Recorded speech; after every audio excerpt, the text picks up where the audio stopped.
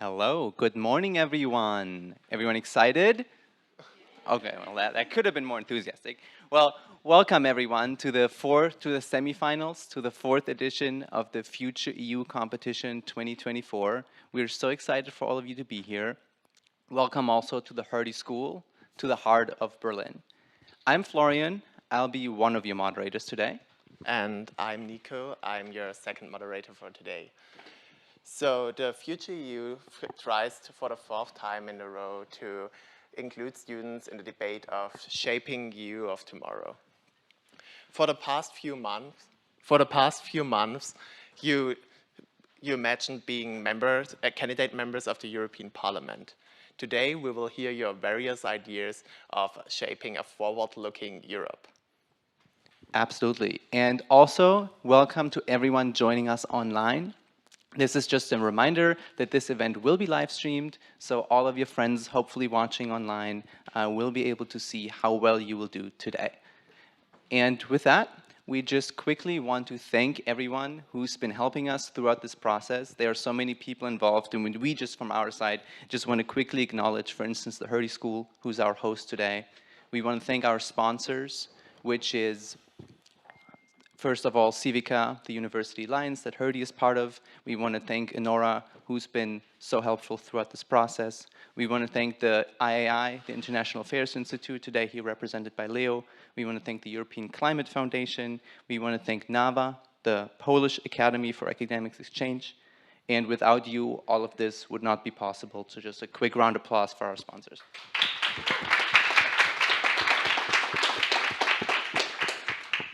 Then you may have noticed the very good-looking people sitting in the first row today. These are our judges, and we also, of course, want to thank them for their time. We have from the Jacques Delors Center at the Hertie School, Yannick Jansen and Francesca Minetto, very much welcome. And from the International Affairs Institute, we have Leo Gorotti, as well as Dariusz Mongialo, I hope I did pronounce that right, from the SGH Warsaw School of Economics. We also want to give and acknowledge the amazing support of Matt, who's over there helping us with the technical side. Thank you so much. And then, last but not least, we want to thank all of you, the participants. As Nico already mentioned, you've been working super hard throughout the past few months to actually make this work, to put in the hard work, to write your policy proposals, to imagine being members of the European Parliament, what they would say. We were so impressed by the quality of all of your proposals, and we're so happy to have you here to Berlin. Like, you are the heart of this competition, and we're just so excited. So no matter what happens today, be proud of yourselves. You've already made it super far. You made it all the way to the Hertie School to Berlin today. So just be super, super proud of yourselves, and also a big round of applause to you.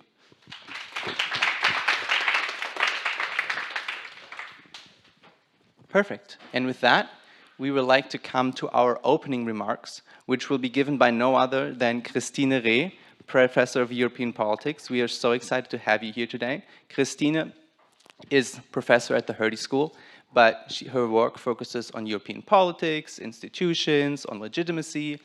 But even a few years ago, she was also an intern at the permanent representation of Germany to the EU in Brussels. So she's also a little bit worked on the policy side. She did her PhD at the European University Institute in Florence, Italy, which is actually one of our CIVICA partners. At the same time, she's also a member of the CIVICA steering committee. So she's very much involved with CIVICA, and so we could not imagine anyone better to give this opening remark. Christina, welcome, and we'd be happy to have you take the stage.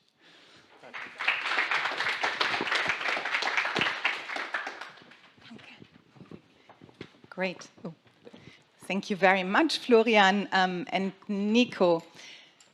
A very warm welcome to Berlin, to the Hertie School, and of course to the futurEU 2024 competition. I'm very excited to see you all here as competitors, and I'm particularly happy to welcome our jurors who will watch and assess the presentations today. In particular, the Istituto Affari Internazionali, who are represented by Leo, and who also sent a juror and will publish the winning policy brief. But most importantly, like Florian, like Nico just said, I'm excited to welcome you all here, right? The group of very young voters, participants, competitors, committed Europeans, and it's just wonderful that you join us here from across Europe, but also from Ukraine. And you've all put your ideas, your thoughts, your expertise and your time into this year's competition. So a few words about the background. We're here 2 weeks before the start of the European Parliament elections, which will run over a few days across Europe. And I think rarely have European elections been as important as this year. So in 2019 already, voters returned a pretty fragmented European Parliament. So the grand coalition of the center-right and the center-left, the EPP and the S&D, you all know the European Parliament in and out by now, right, lost their majority.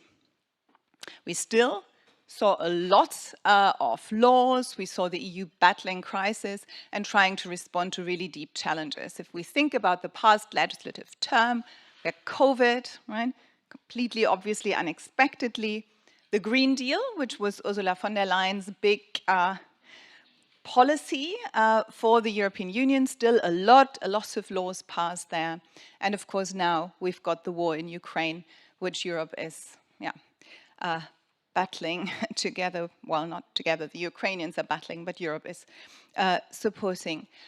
What we saw was also that the European Parliament, with a group of MEPs, passed reform proposals to change the European Union in view of potential enlargement, and I imagine the Ukrainians, but all of you follow what is happening in that respect currently. If we look at the surveys for the incoming European parliaments, it's not looking too bright. There are predictions of a hard right turn, a further shift to populism, far left, far right, deeper fragmentation, polarization, and really the question of what will the European Parliament and how will the European Parliament be able to operate. If the predictions are true, the majority coalition will sit for the first time in the history of the European Parliament to the right of Renew, which, as you know, is the liberal group in the EP. And this will have consequences for the appointments of high-level jobs, starting, of course, with the European Commission President, but also the European Parliament's legislative agenda.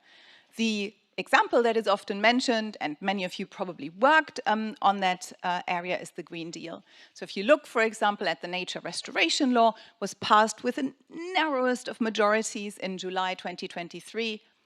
If the predictions are correct, that law wouldn't pass through the European Parliament. It's currently stuck in the Council because, not least, pressure from the agricultural lobbies. So what makes me particularly happy is that this is the 4th round of the futurEU competition. As you saw earlier, it's called Eurovisionaries, so a contest for Europe's tomorrow. And the competition centers on the next European Parliament election. So what you have all done is from different European universities, what you have done in teams is you've pretended to run for the European Parliament. You submitted policy priorities, you submitted your ideas, you submitted your implementation and communication strategy. If you look at how the European Commission operates currently, when I started working on the Commission a couple of decades ago, there's really a lot of emphasis on competition, but also on communication. And you produced infographics, videos, and you all won in the first round, where you competed against each other, but where there was also a first jury. So just echoing Florian, congratulations to everyone who's here. You've already done a lot. Today, you're going to, again, compete against each other in teams. What you're going to do is you will present your briefs today, and I wish all the teams best of luck and much fun in listening to and discussing each other's ideas. So I'm particularly delighted that this is already round 4 of futurEU competitions. So I still recall Francesca, who is here in the first round, and her fellow Hertie students coming to me in 2019. Back then, I was also the Dean of Graduate Programs, and Francesca presented her idea of futurEU. And her idea back then was really to start a competition that engages students from across Europe, gives them a platform to discuss, to think together, but also simply to meet, to build networks, and to exchange. And the competition was really designed as a way really to increase political participation of young voters. And I think we can all agree that this really has been a great success. So thank you very much, Francesca, to you for originally starting futurEU. Now, the competition is fun for everyone who's participating. Of course, it's also a lot of time and a lot of energy, a lot of expertise, and I think it's a wonderful learning experience. But behind the stages, there's a lot going on, and I would like to add my thanks to those that were already expressed by Florian. So, firstly, big thanks go to the futurEU team who have organized this year's competition. So, there were 9 of you, and I would like to thank each and every one, starting with Ambre Grenier-Bollet. Thank you, Ambre. Greta, next to you.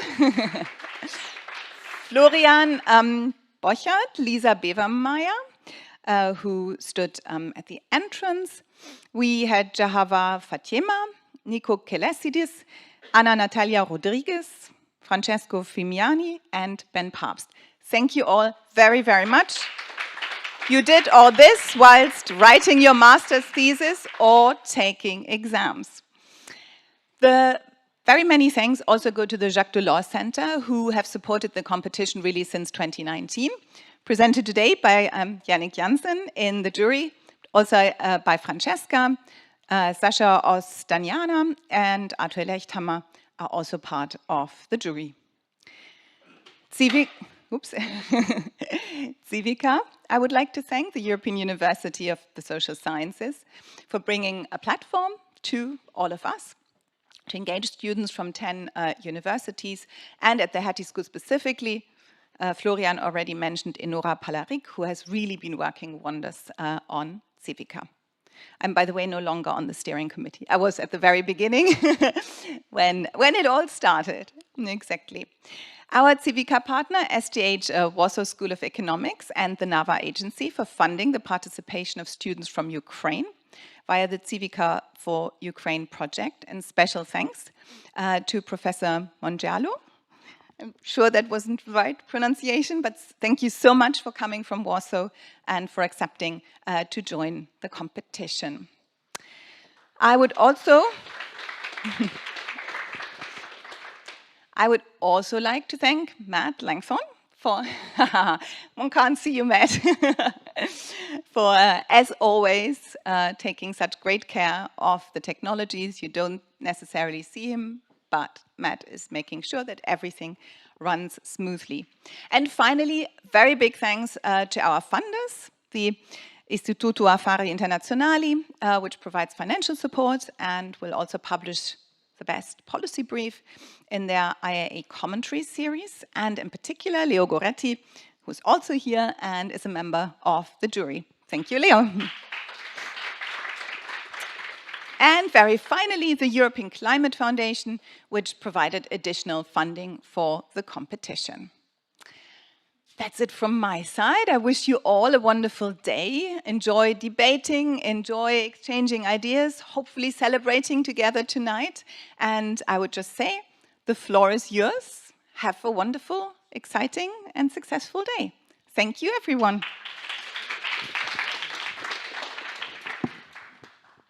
Thank you.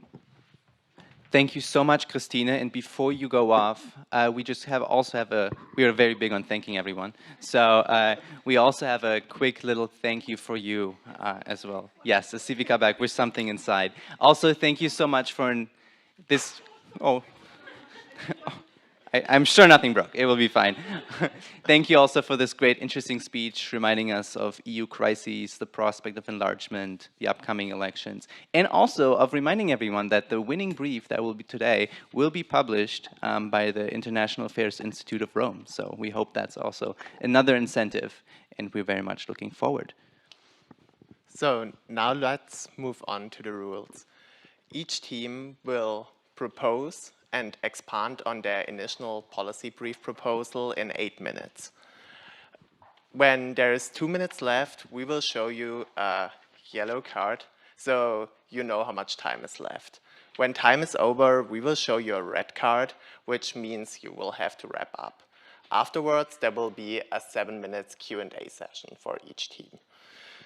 Okay, so now I would kindly ask the judges to introduce themselves briefly. We will, yeah. You should have mics at your desk. So just quickly, so everyone knows, we already introduced a little bit, maybe focus a little bit what you're specifically interested in or something, or just say hi, just also so the participants can get to know you. Thank you. Yeah, thank you very much. I'm very happy to be here and excited to see all of your presentations. I'm Yannick Jansen, I'm a policy fellow at the Jacques Delors Center. We are a think tank trying to shaping discussions in Berlin, but also in Brussels on European politics and different issues. Personally, I'm focusing especially on social cohesion as well as just transition policies.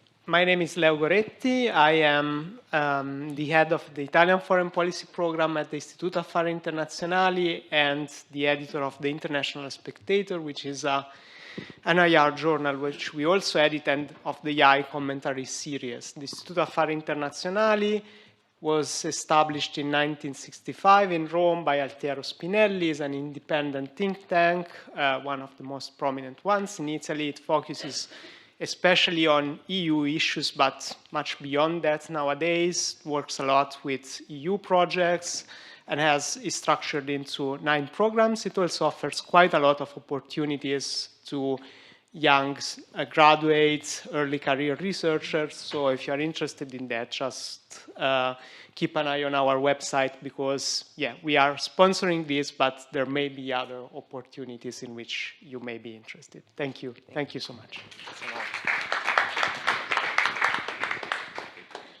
Hello, everyone. I'm Francesca Minetto. I'm a doctoral candidate here at the Hertie School at the Jacques Delors Center. I'm really, really glad for the first time to be on the other side of the bench. And I would like to thank this amazing organizing team for all of this. My research mainly focuses on the relationship between international organizations and the European Union, as well as European Union politics in general and the institutional makeup of this international organization, if we can call it as such.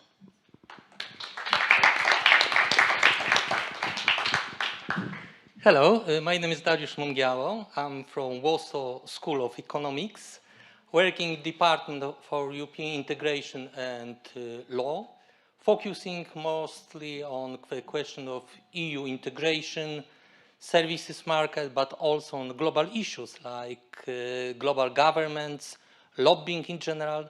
And I'm very glad to be with you, also to learn from you how we can evaluate our excellent teams, and congratulations to all of you that you approach such high level of competition. Thank you. Perfect. That worked super well. Thank you so much all for introducing yourselves. And with that, I hope you're ready. Yes, okay. So now we'd like to stake Team 45, which is Beatrice, Emma, and Roberta from Bocconi University, to come to the podium or to the stage in general and present their proposal on the spread of misinformation.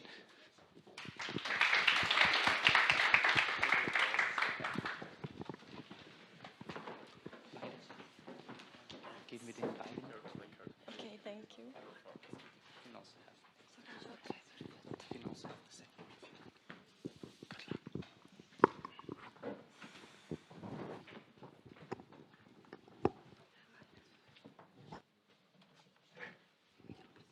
Yeah, let's go. No? We are from Bocconi University, and my name is Roberta, it's Emma, and it's Beatrice. Okay.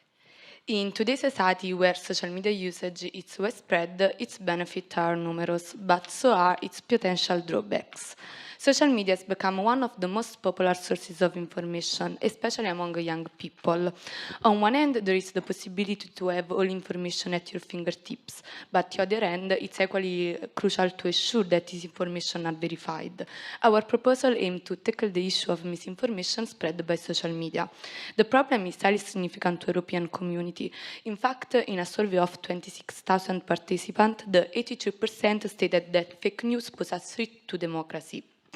The urgency of the problem is also highlighted by the recent news headlines, how we can see, that are always more focused on the misuse of social media without offering a concrete solution other than banning it, which we believe is not the right approach.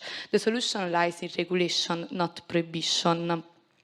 A question could be why the European Union should be the one who lead this effort. First of all, because the EU Constitution provides a legal framework for regulating social media. Through this article of the Charter of Fundamental Rights and the TFEU that talk about personal data, freedom of expression and information, and exclusive of EU in commercial policy. Despite this article don't talk about social media directly, they offer a robust legal basis for an EU intervention that as a sovereign entity could ensure in this ambit the fundamental right and the public safety through transparency and neutrality. Additionally, the European Union has already made an effort in this direction with initiatives like the Action Plan, the Code of Practice and the Digital Service Act. Despite our purpose of these initiatives is combating misinformation, it still persists. Our ideas built on this foundation aim to enhance fight against misinformation with a concrete and effective solution. Our proposal presents an innovative solution to address the fake news and misinformation issue. At the core of our strategy lies the creation of a sophisticated software system driven by an algorithm created to examine news posts circulated across social media platforms and assign a verified label to posts that are factually accurate. Those verified posts will receive increased visibility in order to enact a market selection process and bring in more people to verify information before posting it. It is important to emphasize, however, that the pursuit of truth does not involve any kind of censorship. In fact, unverified content will still be available, although without the verification badge. Therefore, this approach strikes to find a balance between promoting accurate information and preserving the freedom of expression. Secondly, our algorithm will act as a guardian of users' well-being and sensibilities by displaying an alert whenever they encounter potentially distressing content. Furthermore, the algorithm will provide users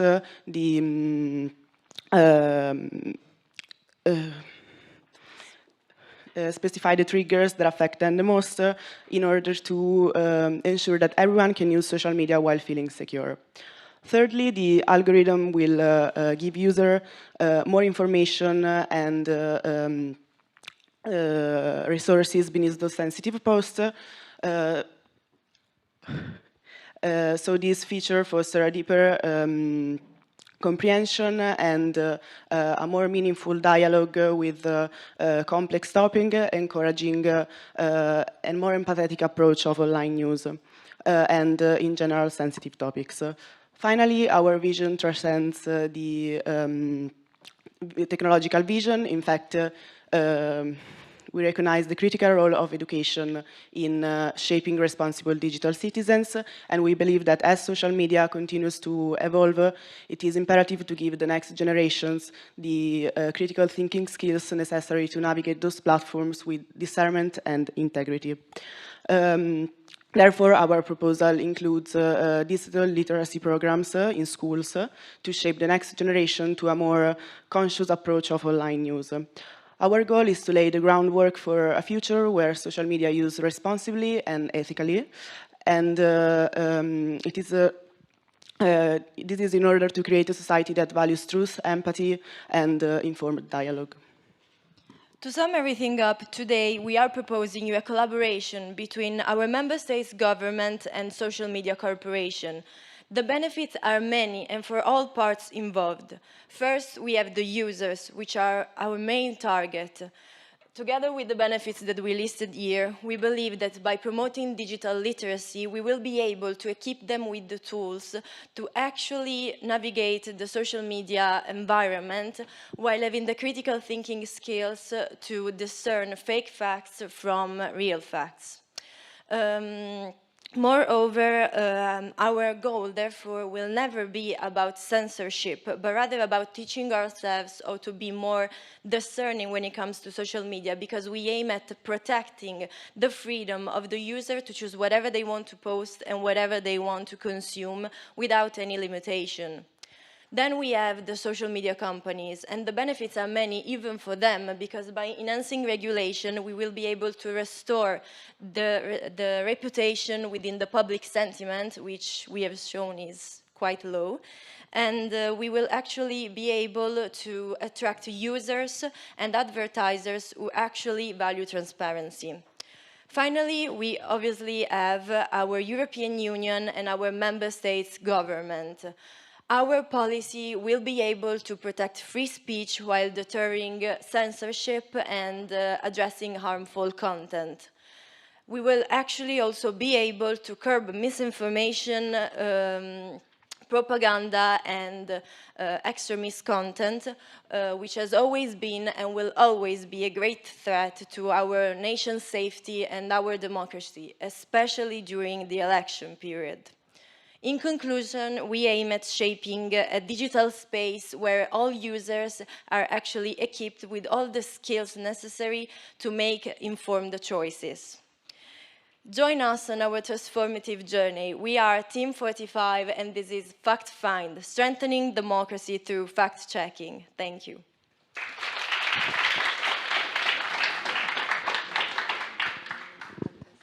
Thank you so much, Team 45. And we now would invite some questions from the judges, as well if anyone has in the audience has any questions. So the judges, please, if you have any questions, go ahead.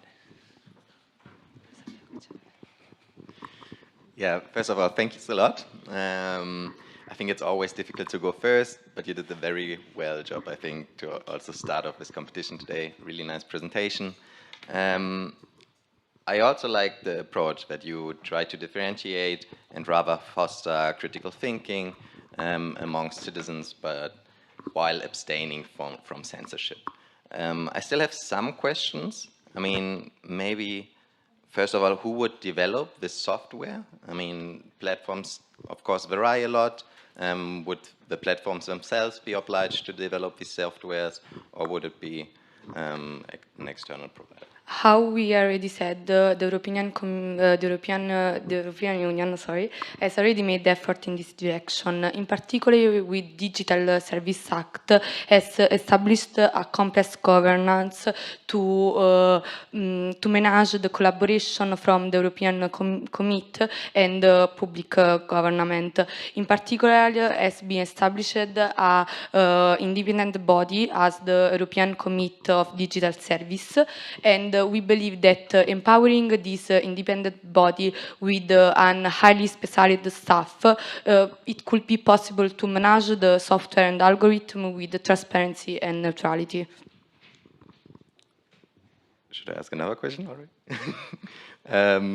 And also, I mean, just a follow-up, and then my colleagues can overtake here. When it comes to the educational programs, I mean, education is per se a national competence. So how would these programs be developed? Would it be up to the nation states? Would it be done at the European level? Or would we end up with 27 different programs there? I think that we can give some guidelines that come from the European Union, and obviously explain to the single states the importance of our proposal, and therefore by giving these guidelines and maybe milestones to reach up until a certain point, we can coordinate the operation. And I think that if we begin to actually make the algorithm, the nations and will be much interested in this because they will want to understand how this works as well.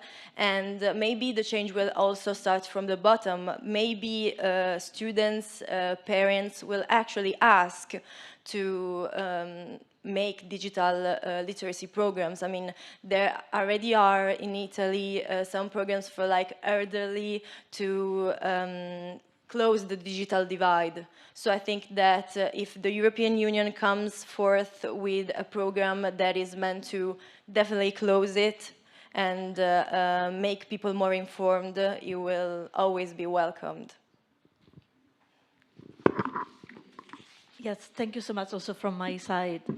This was a very interesting proposal, and I think that you have a very clear normative reasoning as to why this is an issue at the moment and how to tackle it. And my questions went in the same direction as Yannick, and I have a few questions on the how. Specifically, how do you think that your proposed software would be complementary or adding value to the current system and the current framework that we see in the European Union? As you know, Meta is now under investigations, disinformation for influence for European elections, so there is a system in place already. So what would be the added value that your proposal would bring to the current legal framework? And what, in your opinion, would be some limitations of developing an algorithm when it comes to verifying factual checking?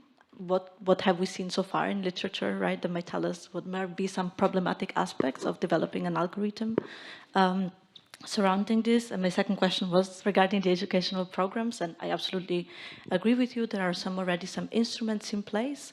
So how would you leverage the instruments that the European Union funds regarding Erasmus+, lifelong learning, and so on, to increase the value of digital literacy within the existing funds at the European level? Thank you so much. About the educational program, I think since there are funds that actually try to close the digital divide, I want to make an example of our university. At our first year, we are requested to take like the ECT certification. So I think that if the European Union could go in that direction and create a requirement for university, for schools, to actually go in that direction in a unified manner, because coming from Italy, we have never really done anything to teach ourselves or to be more responsible on social medias. Even professors are not very knowledgeable on this. So I think that maybe if we could use the funds like Erasmus Plus and so forth to make a unified approach in that direction, maybe with the requirements, it could also be a great way to introducing that. And about the first question, it was about how would we integrate our proposal in the existing one. So I think that, as we said, the current framework is not really working in a way that people can see it. For example, while we were informing ourselves on this matter, we actually found out that the European Union has made a fact-checking I don't know, station-like body for journalists. But we, as people who have to vote for the election, who have to make informed decision, knew nothing about it. So I think that if people can actually see that the European Union is actually trying to make an effort in that direction, because we see the effort on our skin, because we use social media every day. I mean, it's clear that we could actually be more conscious about what is being done. About Meta, I think one of the most problematic parts would be getting Meta to collaborate with us. But I mean, they are being investigated. There have been another platform which we know has been banned in the United States.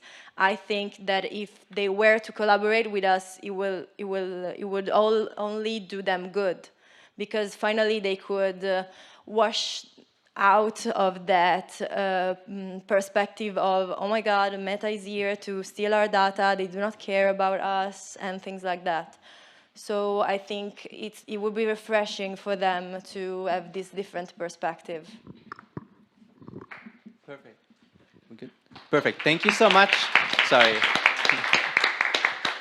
We are a little bit limited on time, so maybe next time we can try to keep the answers a little bit shorter, just so you can answer. No, no worries. I mean, just so we can get to more questions. It also helps you if you can answer more questions. But good job. Very, very proud of you. Thank you for making the proposal, telling us about your proposal. Thank you.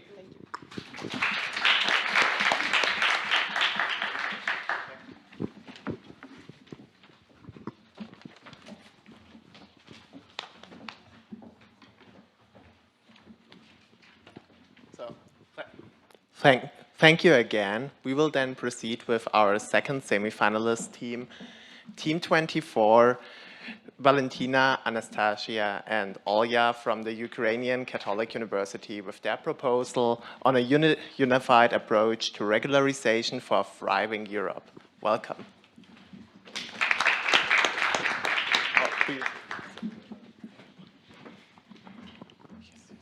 Hello, everybody. We are pleased that we were invited. And recently we have dived in the topic of migration, the irregular one to be specific. And we have found it nearly impossible to treat it at its source. So we decided to focus on mitigating the consequences of it with the smallest price to pay for both parties. So, in recent years, there has emerged a complex migrant smuggling network that offered facilitation services to migrants at a high price, and often they weren't able to pay it, so they needed to pay through illegal employment. And in 2015 only, they are believed to have earned from 3 to 6 billion euros, which is immense, based simply on exploitation of workers. Irregular migration can pose severe threats to the security of the European countries' borders. When migrants arrive illegally, such as by crossing borders or using fake documents, it became hard to authorities to monitor these tracks effectively. Also, it can pose severe security problems for the locals because the crime rates are rising. Only in 2023, we see that the number of irregular border crossing increased. It is 380,000 of it. Also, it increased the area of the Mediterranean Sea. Next slide, please. Irregular migrants frequently become caught in irregular labor market, where they are exposed to exploitation and abuse. These migrants may be forced to work for poor salaries and also under severe conditions. On the slide, you can see a quote from the EU's Fundamental Rights Agency's force. Overall, there were 237 interviews of exploited workers. There were migrants, immigrants to EU, and also some citizens of EU who moved one country to another. All of them were working under harsh conditions, like without restrooms or access to water and stuff. And also some of them faced humiliating sexual harassment that is also very horrible. Why do they suffer these infractions?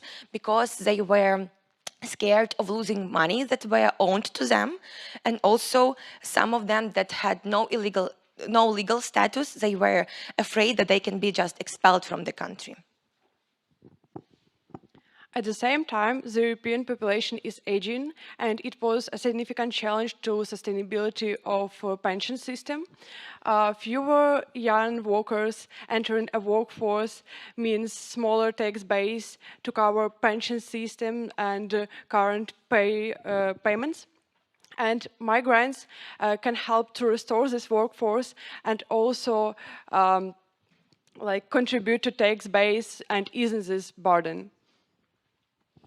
So why do we need it? Like the main points, the first one is it grants migrants the workers' rights and legal status, because without it, they're vulnerable to exploitation. They're forced to accept poor working conditions, low wages, and by gaining this, they gain the ability to report the abuse, which is also important.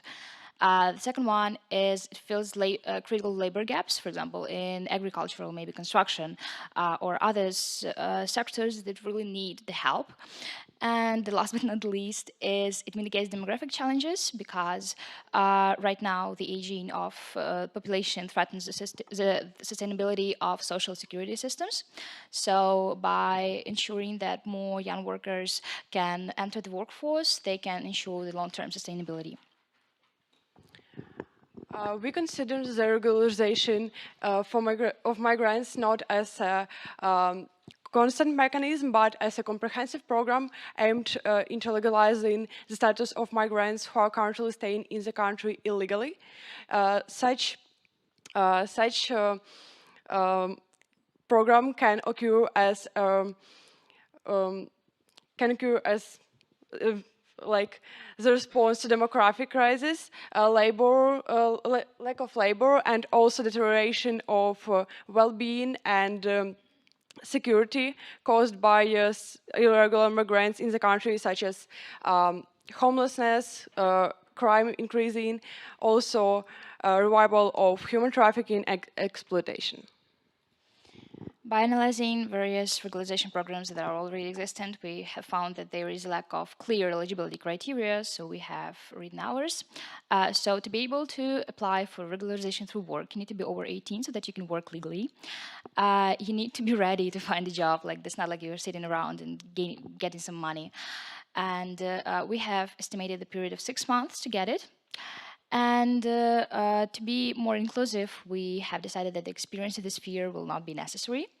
And to apply to general humanitarian regularization, you need to live in the country for over 2 years, so you need to be willing to stay there to work for the thriving of your city, country, and so on. And you need to have no criminal proceedings beforehand. So, the migrant needs to self-apply to local migration center. Temporary protection from deportation is provided during this whole process. Also, the application itself costs 200 euros, but it can be paid through an installment plan. Within the framework of regularization through work, in the case of a successful response, the migrant receives a permit to live and work for a period of a year and a half. Initial permit may be tied to a specific sector where there is like labor shortages. If necessary, also the migrant can be offered to move to another city of the country where his or her skills will be more in demand.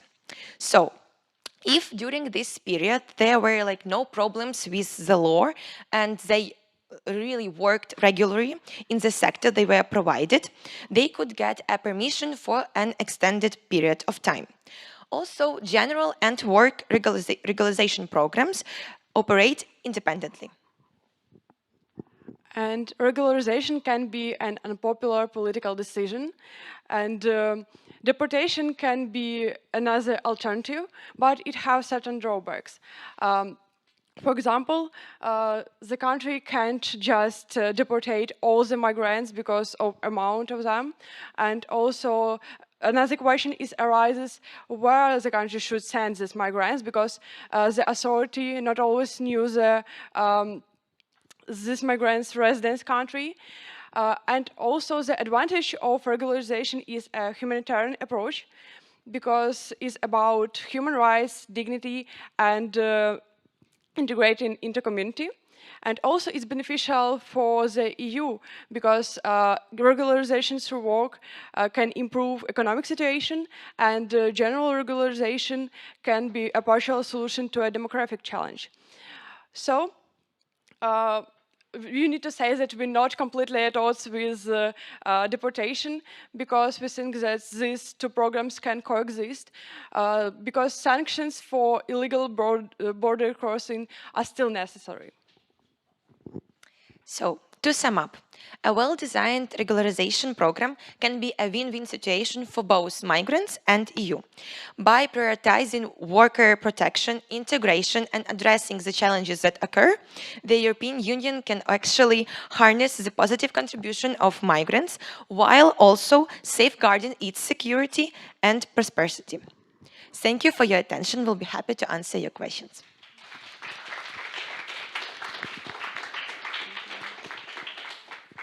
Thank you very much, Team 24. We would now proceed and open the stage for questions. So,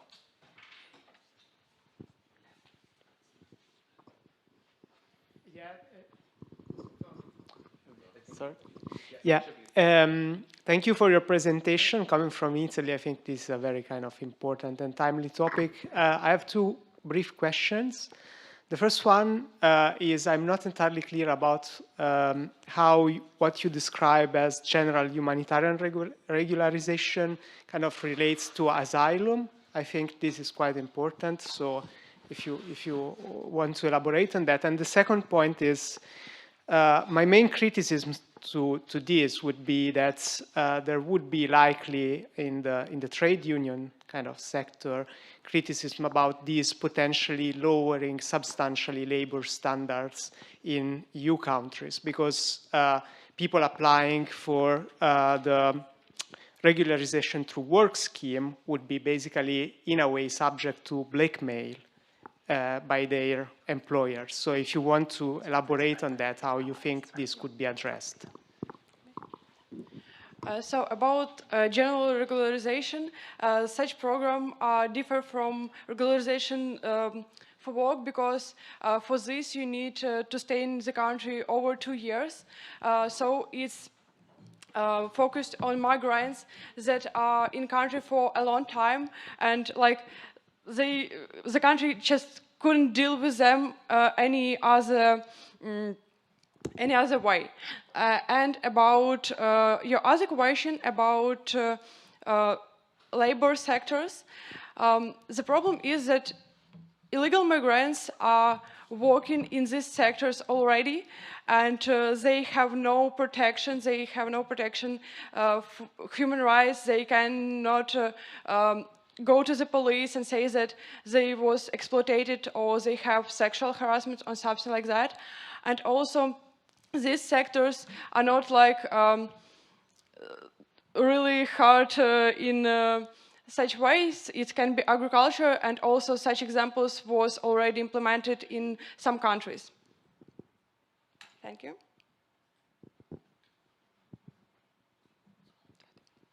Thank you very much.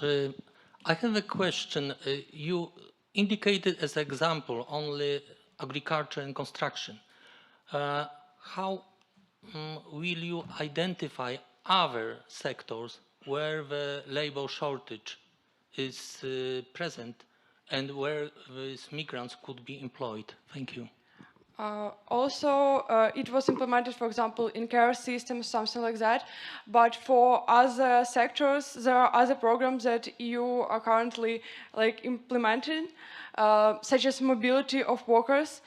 Because, for example, in IT sectors, even in Germany now is implementing the program that some private company could just make a request, yes, for workers from some country, and workers can come from Asia, Africa, or something like that, if they have qualification. So it's just another way of programs.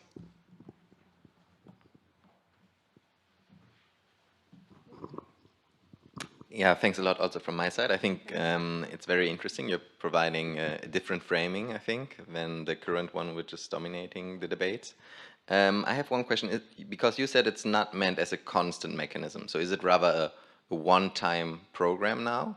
And afterwards you would rather focus on providing legal migration ways? I mean, is it only tackling the issue of those that are illegally here within the EU and suffering under these working conditions right now, because otherwise you're kind of creating a parallel system to the legal migration ways later on.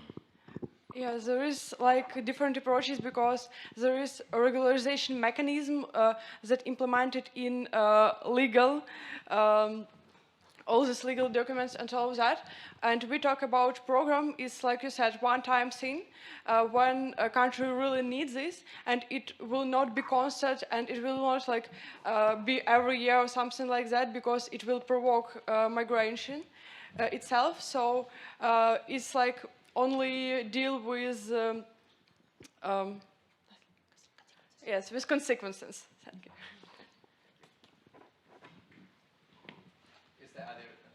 If there are no other questions, then we would proceed to the next team. But if there is also questions from the audience, feel free to ask. I have one question. At the beginning of your presentation, you were talking about the fact that illegal migration becomes a security problem. How do you see this as a security problem?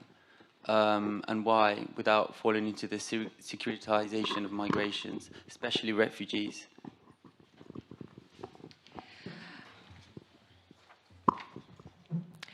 Overall, migrants who want to access the country, they usually like going through like different ways, and there are these borders. That's why it can cause, like, I don't know, workers from these borders to control more these different corridors where they enter and stuff. It can also, like, if they want to go to the country, they will find the way, and these ways also need to be protected. And also it's also about the security of these people who want to migrate. Like you saw the pictures, so they are using like different boats and plots, and a lot of them are just dying during this whole process and stuff. So it's not overall okay, it's not humanizing enough.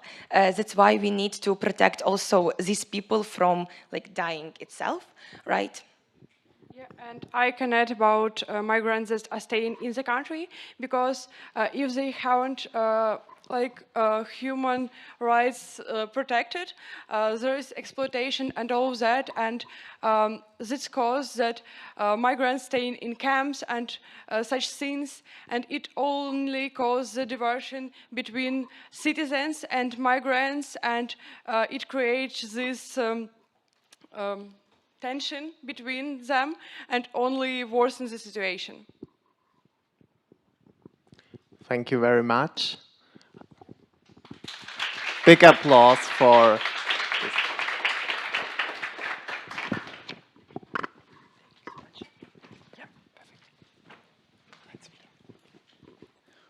All right, and we will go on to the next team, which is Team 16, Olya and Daria from Vasyl-Stusk Donetsk, I hope I pronounced that hopefully somewhat correct, National University, who will present their proposal on the sustainable future for the European agricultural sector.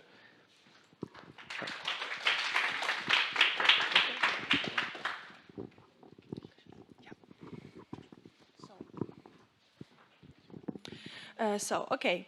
Our policy brief called Bridging the Divine, a sustainable future for European agriculture. Yeah, okay. So, what do we offer? A little bit about the history of the issue. Every day people are becoming more and more convinced of the importance of preserving our environment. That's why the EU aims to reduce the greenhouse gas emission by 55% by 2030 and eliminate them by 2050. However, this entails a number of restrictions which affects the price of agriculture products. All of this phenomena is closely linked to the European farmers' protests that began last year. After conducting research, we found out why European farmers took to the streets in protest.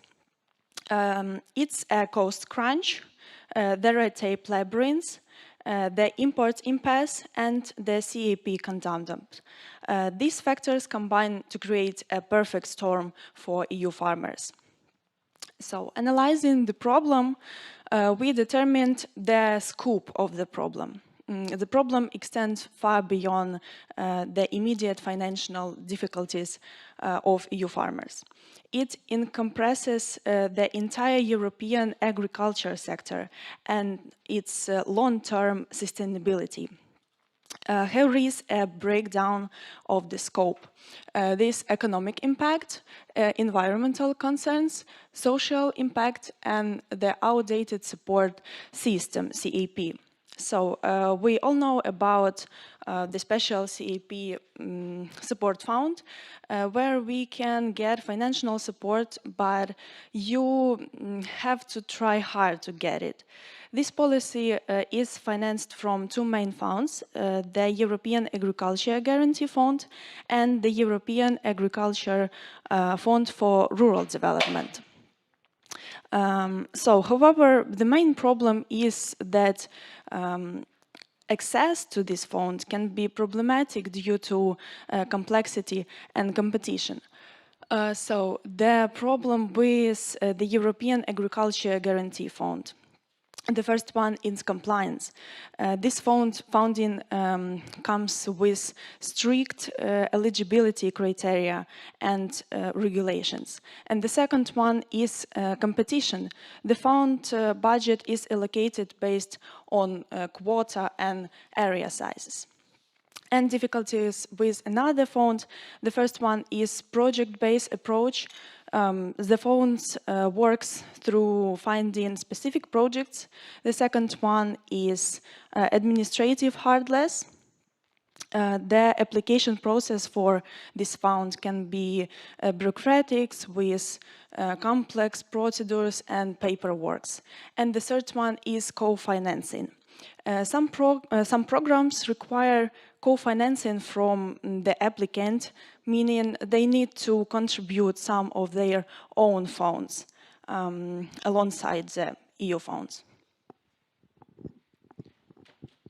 So, what about the stakeholders? EU farmers, they are at the center of the issue, facing financial hardship and demanding reforms. The next one is the national governments. They play a role in implementing EU agricultural policies and regulations at the national level. The next one is the European Commission. They are responsible for shaping and proposing EU agricultural policies, including the CAP. The next one is consumers. They are ultimately affected by food prices and the availability of safe and high-quality food produced within the EU. And the last one is the environmental groups. They advocate for sustainable agricultural practices to protect the environment and biodiversity. Recommendations. Target subsidies and reduce bureaucracy.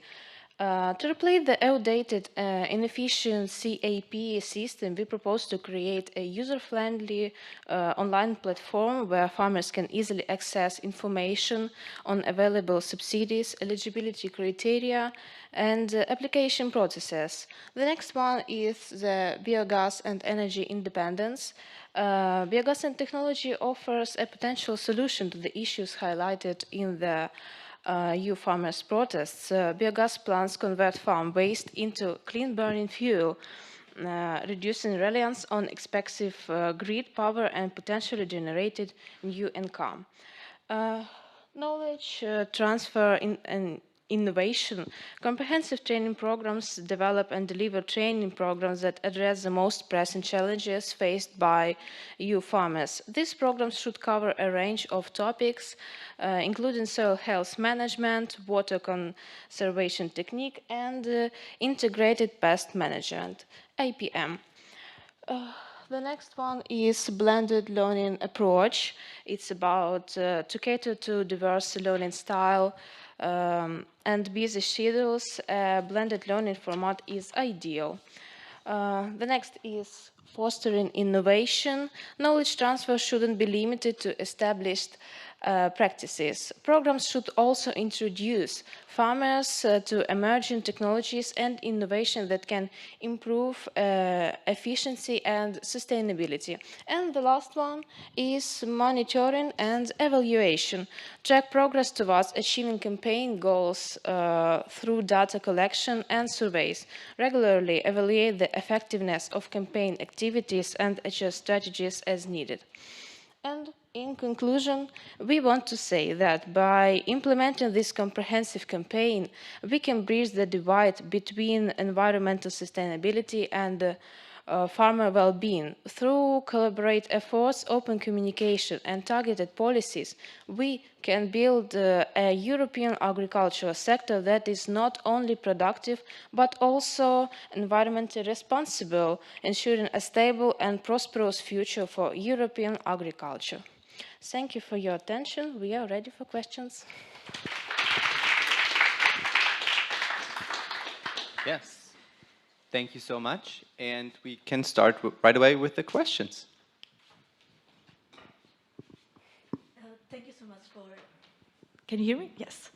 Thank you so much for your proposal. I think that you really touch upon a very sensitive and relevant subject at the moment, right? This tension between a green transition and agriculture and protection of farmers. So thank you very much also for the variety of recommendations that you put forward about how the EU can tackle this issue.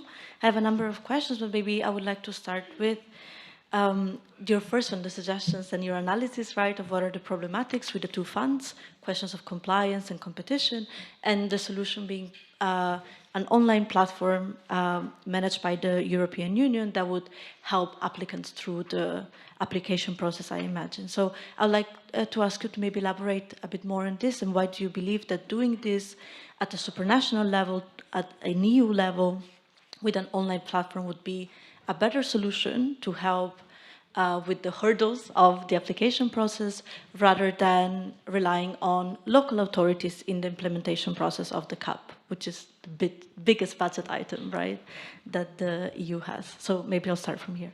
Thanks.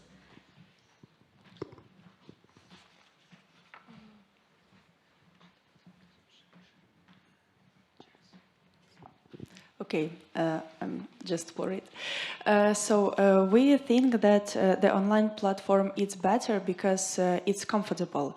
You can apply the application from which point in the world, and it's comfortable, and it's not like so much time to spend the apply application. So that's why we propose like online platform.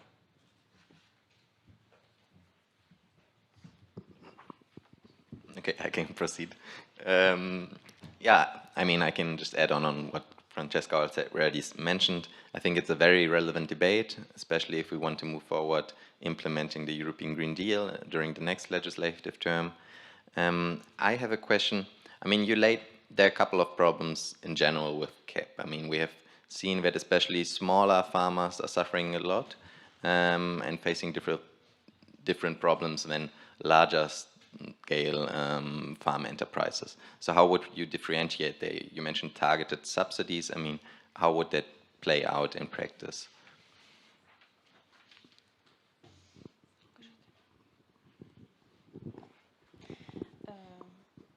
Sorry, just thinking.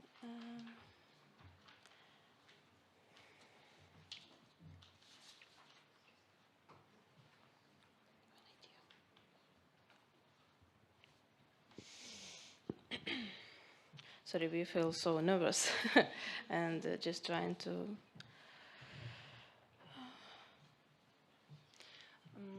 Maybe we don't actually understand your question. Maybe you can rephrase this. Sure. I mean, just because under your first recommendation you mentioned target subsidies. I mean, I understand the logic of the online platform, which I think makes a lot of sense to make it easier to access these or to apply for receiving subsidies. But in general, of course, there's a question, how would you target these subsidies? How would you ensure that they actually reach those farmers that suffer a lot, especially smaller sized enterprises? It's just about the work of the national governments and the European Commission. They just need to find, not to find, just to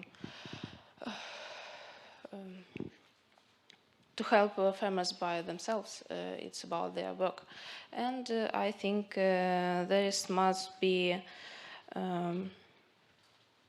It's about the work of the platform that we talk about, and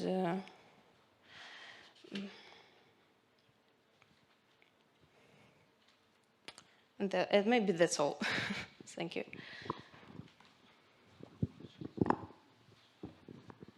Thank you. I have a question about the level of understanding among the farmers of digital technologies. There are different levels among farmers. Have you taken into account this specific situation, and how this your proposed online platform will be implemented as regards the costs, the question about adoption to these persons who are not very familiar with digital tools, with digital online, how to work online, how to fill, for example, some formulas. Thank you. Thank you. It's a so nice question, and we want to say that it will be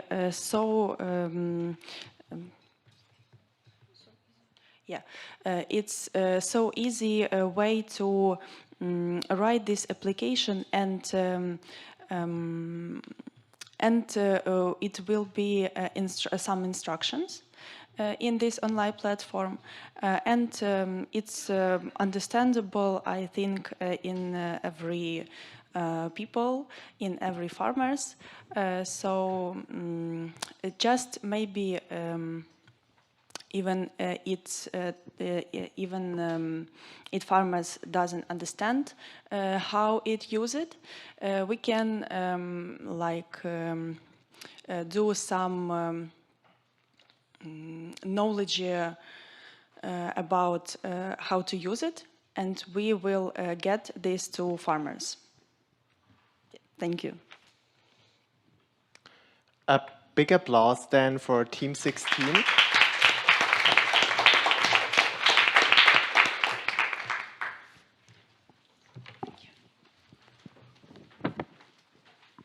Thank you very much again. And now I want to give the stage to Team 37, Marion and Sarah from Sciences Po Paris, with the proposal on an ambitious vision for the green jobs in the EU. Please take the stage.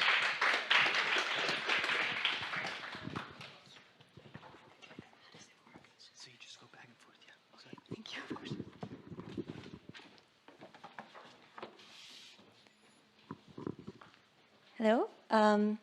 Welcome everyone to our proposal, Train for Your Future. We're going to talk about the European green transition and employment. So first, I'm going to give a quick overview of the problem, then we will explain our policy proposal, and then give a defense of our proposal compared to other alternatives. The green energy transition from fossil fuels to renewable energies is the next major challenge for the EU.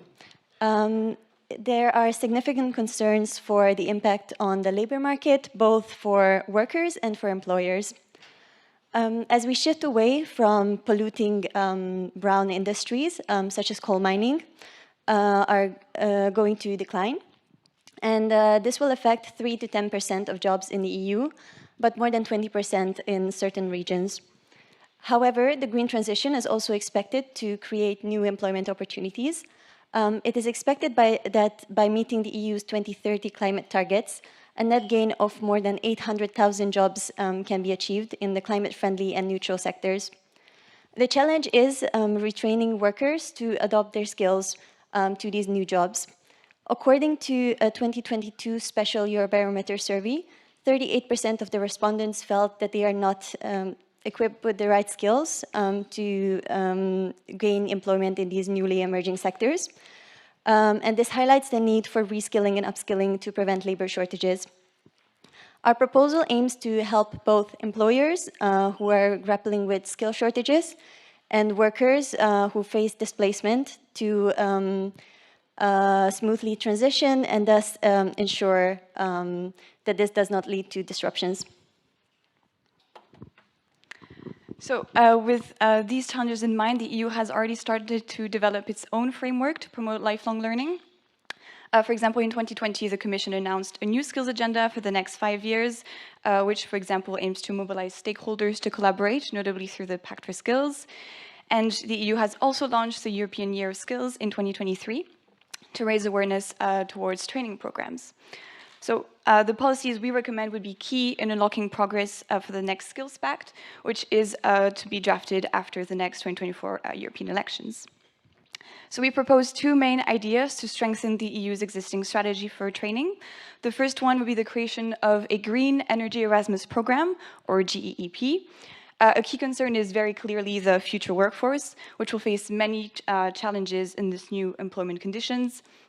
And we would therefore propose the creation of mobility programs tailored to apprentices in the energy sector. This way, young Europeans can better gain the skills that they will need to find jobs in future green sectors. Importantly, research shows that students in vocational and education training perform relatively worse in the skills needed for these green jobs. Hence, these new Erasmus opportunities will be tailored to these students, especially since they represent about 8.5 million students in the EU in 2019. The opportunity to complete work-based training abroad in the green sector would highly benefit their education and their future career paths. Secondly, we want to make training as accessible to all and for all. So the opportunities of the green transition, as we know, must be shared equally between social groups, especially for those underrepresented in green jobs, such as women, minorities, and older workers. So first of all, we would propose free childcare services during training hours and minimum quotas in training programs for women, because as we all know, they're very much underrepresented in energy-intensive industries. For example, they account about 28% in the electricity sector and 22% in transport sectors. The EU already has provisions for raising awareness for these training programs amongst women, but we also need to address the structural constraints that actually hinder their participation, hence why we would propose free childcare services and minimum quotas. Secondly, we want to remove barriers to entry for all workers, first of all by providing financial compensation for program completion, as well as making flexible schedules available for all. Studies show that worker participation in training programs is below average, and that lower skilled workers find it more difficult to access these programs. So financial compensation would mean that workers would no longer need to choose between their wages and participating in training. And more flexible schedules would also help remove barriers to entry, as they can train whilst also continuing their current profession. Finally, we want to create specific training programs for adults and older workers. These workers do not need the same sort of complete programs that we offer to students or younger apprentices. These specific programs would, first of all, optimally evaluate where they can most easily relocate with the existing skills that they have, and then provide the training for the ones that they still need to develop, and also focus on career guidance. These programs would be designed in collaboration with businesses and stakeholders, as they are the ones who know what skills are most valuable now. Thank you. And now I'm going to present a defense of our proposal. So first, comparing to inaction, our proposal would help prevent potential political backlash against the green transition by ensuring a smooth and fair transition. Without policies, as we have outlined before, there could be disruptions in the labor market, labor shortages in certain sectors, rising unemployment, and this could lead to a loss of trust in institutions, which, as mentioned in the opening presentation, could in turn lead to the rise of extreme parties and the backlash against the climate agenda, which, of course, we would like to avoid. And compared to the main alternative of our proposal, early retirement, which might seem like straightforward way of solving this problem. However, according to OECD data, on average, the pension replacement rate in the EU is 68%, but only 40% in Poland and 59% in Croatia, which are some of the countries most heavily reliant on brown industries. So these workers who would go to early retirement might not have anticipated this, and they might not have saved up enough for their retirement, which could put them in a difficult situation. And this would also put a strain on the economy, because a sudden increase in the number of pensioners would put pressure on the pension systems.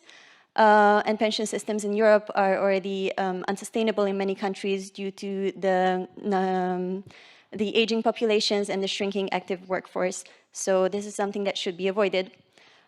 Furthermore, studies suggest that skills from brown sector industries can be relatively easily transferred to green industries. So sending these workers to early retirement would actually lead to a loss of human capital.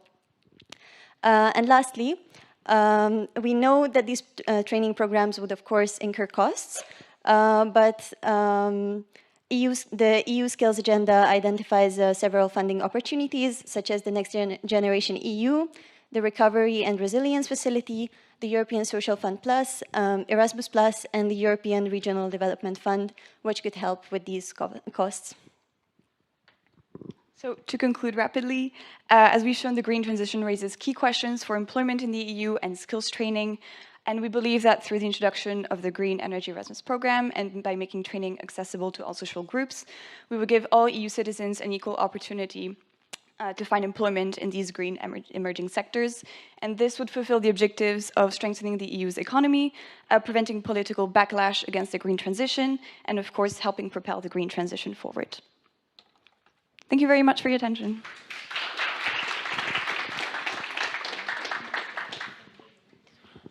Thank you very much. We would then now proceed with the questions. Please go ahead.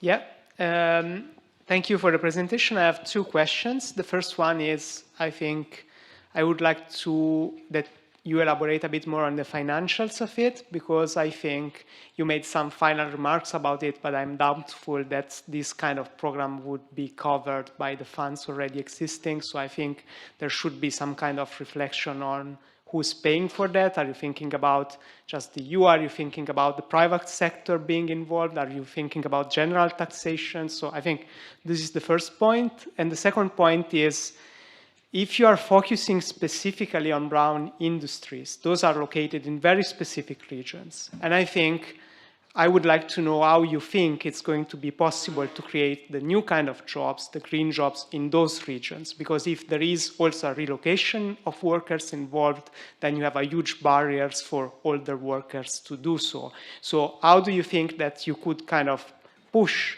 the industry to relocate their kind of green jobs in those specific regions? So thank you for your questions. In terms of funding, so Sarah's already listed the funds that we do believe have funding, because it's listed in the EU Skills Pact that funds will be available for skills training. But of course, there's also the possibility of using the EU's, especially for energy sectors, of using the important as IPCI's important project, common projects, PCI, thank you very much, which can be used to sort of mobilize stakeholders and use these projects to levy funds through public procurement, for example. And I think I had a last point I've got. I mean, also using InvestEU to use, as you've mentioned, private investment as well, and not just relying on EU funds. And yes, this is the point I want to make. So we said our alternative was better in comparison to early retirement, which costs a lot and puts a lot of pressure on pension systems. So arguably the money that national governments would save from kind of rolling back on these additional expenditures could be redirected towards training programs or the Erasmus opportunities that we mentioned. Yes, and in terms of relocation, as you said, yes, this is a problem because many of these jobs are concentrated in certain regions of the EU and especially in certain EU countries.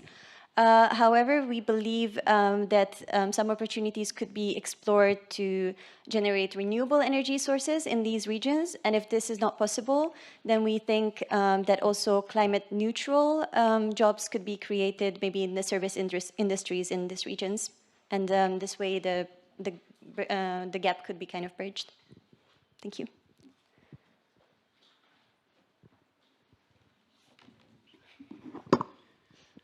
Yeah, very nice presentation also from my side. I think you identified rightly a lot of problems. Also, the more difficult access to training programs for marginalized groups or socially disadvantaged groups. I have a couple of questions. I mean, as beforehand, education is dominantly like a national competence. So who would really develop those educational programs? Who would provide the curricula? Who would implement them on the ground, really? Would it be national training providers? Would it be more coming from like a central European body, like we have seen, for example, with the European Battery Alliance Academy?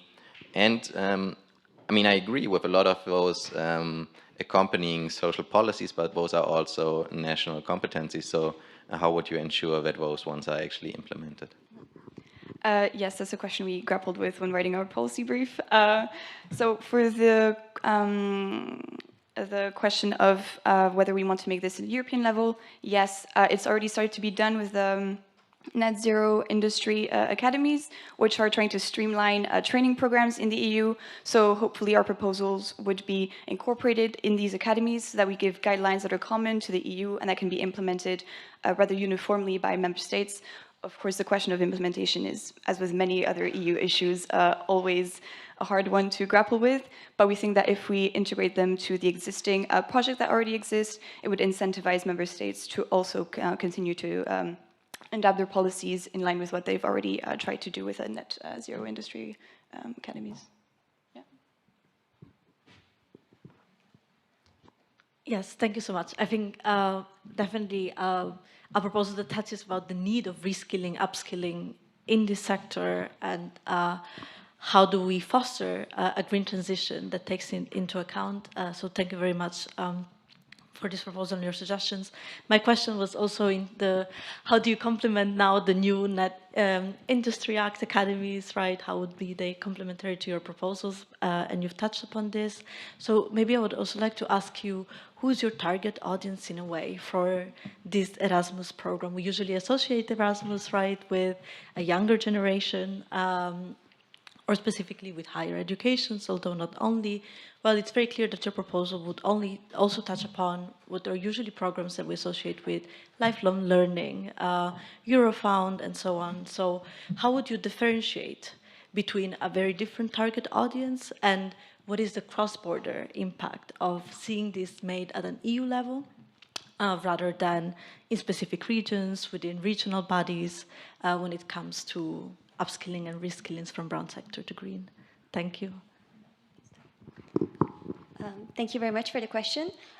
So when it comes to the green Erasmus programs, I think we would like to target it towards people in apprenticeship programs, so not so much towards people in like traditional university degrees. And we believe that that it could be beneficial because EU countries have made very different levels of progress when it comes to renewable energies. So we believe that these exchanges could help foster learning by these exchanges.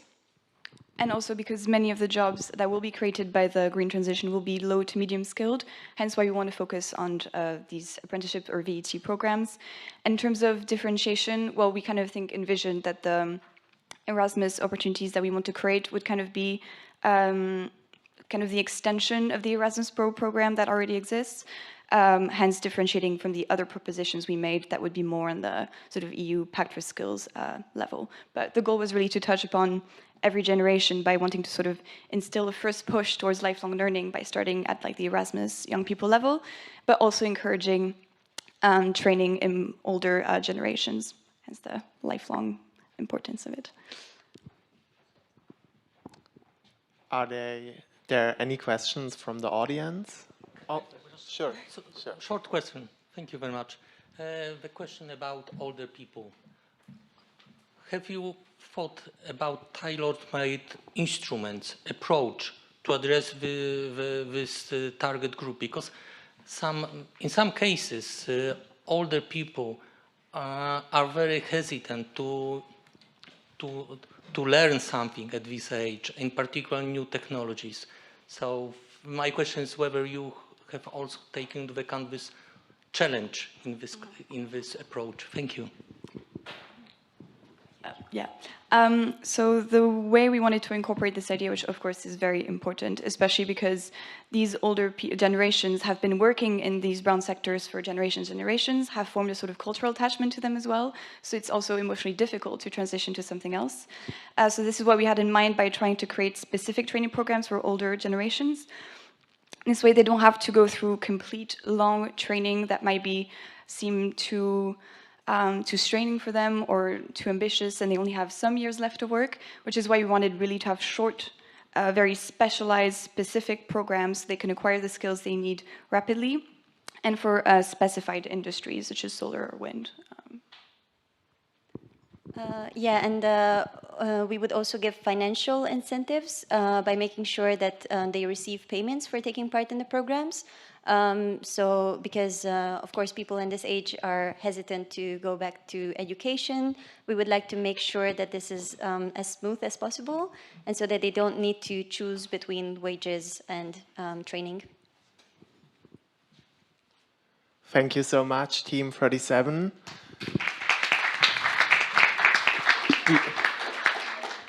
Even though we are a bit ahead of the schedule, we would now make a 30-minute break, so feel free to take some drinks, eat something. Also, just as a general information, if you're smoking, downstairs and at the entrance there are ashtrays.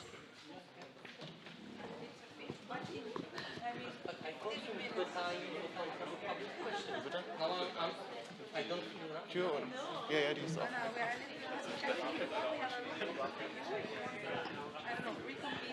Alles okay?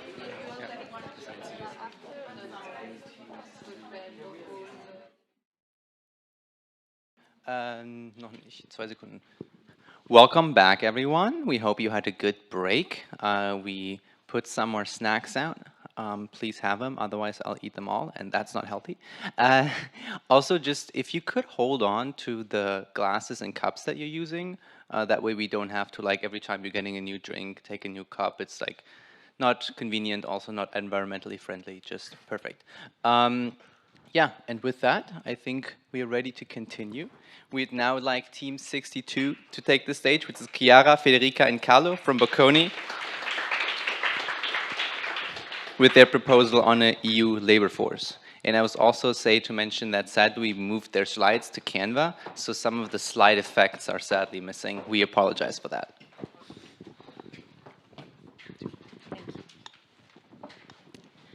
So, good morning, everyone. I'm Federica. I'm Chiara. I'm Carlo. And we are first-year bachelor students from Bocconi University. And today we will be introducing you to a theme of the utmost importance that we believe has yet to be thoroughly addressed by the EU. So, did you know that each year the EU as a whole loses about 142 billion euros due to young people who do not work nor study? These are NEETs, and the acronym stands for Not in Education, Employment or Training. And as of 2022, it has been estimated that in the EU, 11.7% of the population aged between 15 and 29 years of age was part of this group, with the statistics getting increasingly worse during the COVID-19 crisis. But what's missing now? So there have been some attempts already, some rather successful ones actually, to tackle the issue. For instance, the Youth Guarantee Program was launched first by the European Commission, first in 2013, and then it was more developed in 2020 after the COVID-19 crisis. It's precisely to deal with the issue of needs around Europe. And the Youth Guarantee actually managed to significantly improve the labor market participation of young people in Europe, yet we believe that some specific points should be differently enforced in order to be more compelling. In fact, the Youth Guarantee Program actually, from its earliest stages, included the reinforcement of the public employment services, so the PES, in order to better reach needs all around Europe.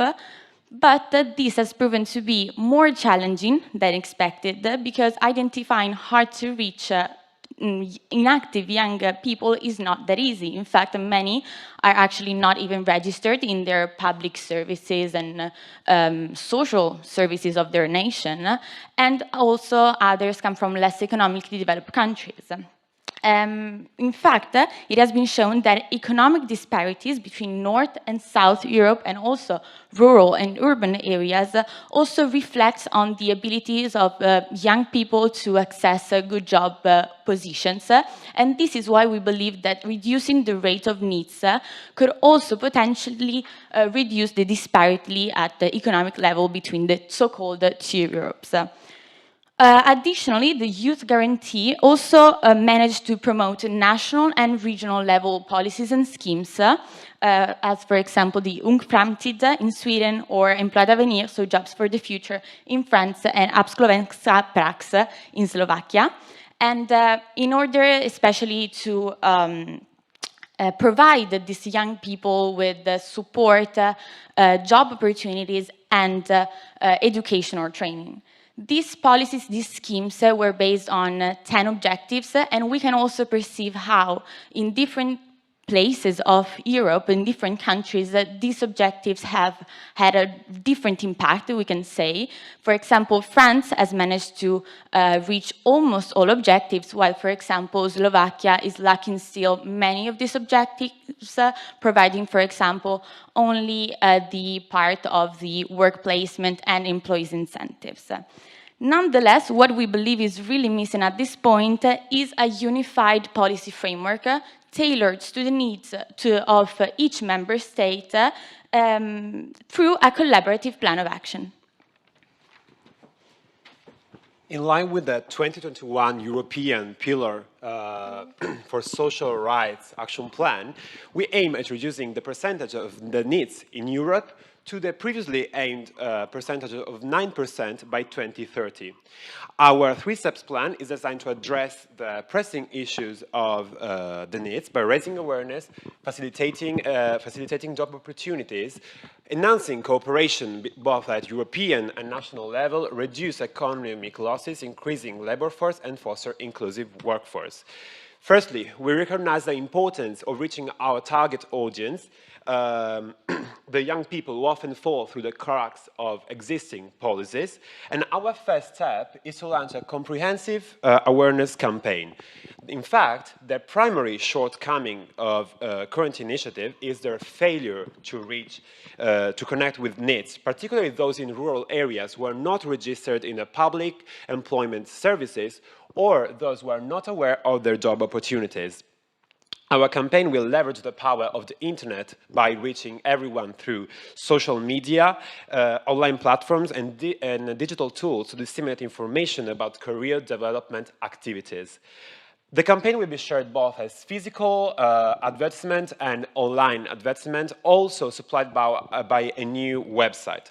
Additionally, we will extend our efforts into schools, ensuring that every student is informed about the services provided to them. Workshops and expert discussions will help future and exiting students to enhance their career path in order to prevent them from becoming future needs. So the second step of our proposal is the Noted Career Service, and it takes the forms of face-to-face meetings between employers and employees during job fairs in each school district. What really characterizes these events will be that the organizers will make sure to respect a predetermined share of both national, multinational, and local firms, as well as firms that are looking for candidates with both high school and undergraduate or graduate degrees. Also, we will make sure to foster participation from firms by giving a badge that will ensure future benefits to be bestowed by the EU. And lastly, we believe that this will sort of legitimize the whole process, so to say, so that we will not be handing out jobs to young people, but they will be going through a regular screening process instead. And we are also confident that this will make sure that local firms will increase their visibility, so to increase their potential target as well, and possibly lead to a reevaluation of the territory as well. And the last, but what we believe to be the most important step is the EU formation net, because basically we believe that this is the step that really sets the line between our Knitting EU proposal and other policies that have already been implemented, since we believe that at the core of every successful EU policy is the collective approach. So the EU Formation Net is this group of experts that will basically accompany member states into the implementation of a plan that will be specifically tailored to the needs of each country and to its economic background, but it will be tasked with other administrative tasks as well, such as funds allocation and the analysis of biannual reports from each member state. So now we need you to help us knitting futurEU. We are Team 62. Thanks for the attention.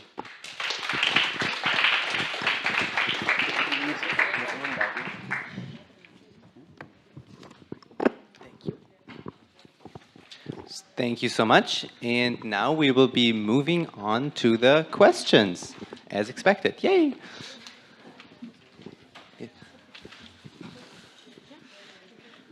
Thank you so much for your very entertaining presentation as well, and for the very relevant issues that you're bringing forward in today's discussion, a different way of looking at labor shortages and what is already out there and how can we benefit from it. I thought that it was also very interesting that you have very clear goals, and in a way you have objectives of how to achieve them, but my question would be, what kind of instrument would you utilize at the European level, and what financial instruments would you base your proposal on to achieve both social campaigns, questions of this board, what kind of instrument would you adopt? And my second question comes from your idea that, of course, a big issue in everything that has been implemented so far is that we do not reach the target audience, right? You bring this point forward very well, and I would like to maybe ask you, do you think that though relying on social media campaigns could not in itself also create a barrier for those that might not have access to connectivity issues and so on, and that in a way you would still have a marginalized group even by adopting this approach? Thank you again. Thank you for the question. So regarding the first question, we are confident, we believe that the means through which we intend on implementing the proposal will ensure relatively low costs because of this hybrid approach of the campaign, because it's going to be carried out both on social media platforms and physically, so in real life, so in schools. But also we are aware that there are existing funds such as the European Social Fund Plus, and we believe that each country could also contribute to eventually foster its economic situation. Regarding the second question, I know that social media will not reach each part of the audience, but that's why social media are only a part of the way we want to reach this audience. In fact, we think that it's crucial to include also workshops and experts discussions in order to create a direct connection between the demand and the supply in the labor force. So as my colleague said, by doing these workshops and expert discussions and so on in schools for exiting students. Do you want to? Thank you. I have a question.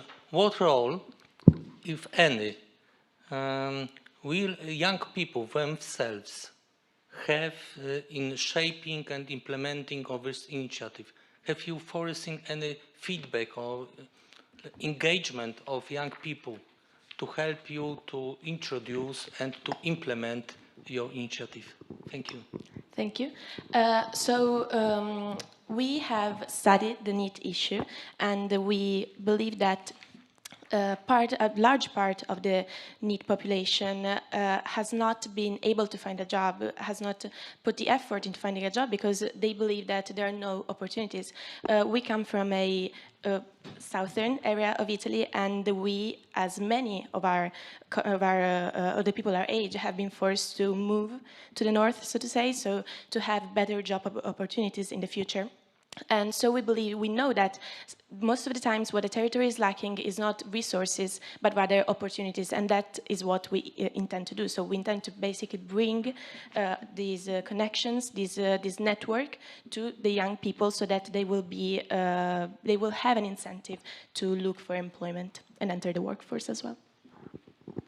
Moreover, we are also aware that needs are not only those young people that maybe after, let's say, mandatory education, after they choose not to work, not to study anymore, but there are also young people who start working and then become discouraged workers, and then they become needs. So that's also why it's important to raise awareness between, among our target audience, to also prevent them from becoming needs in the future. So that's why also the relevance of schools in this proposal.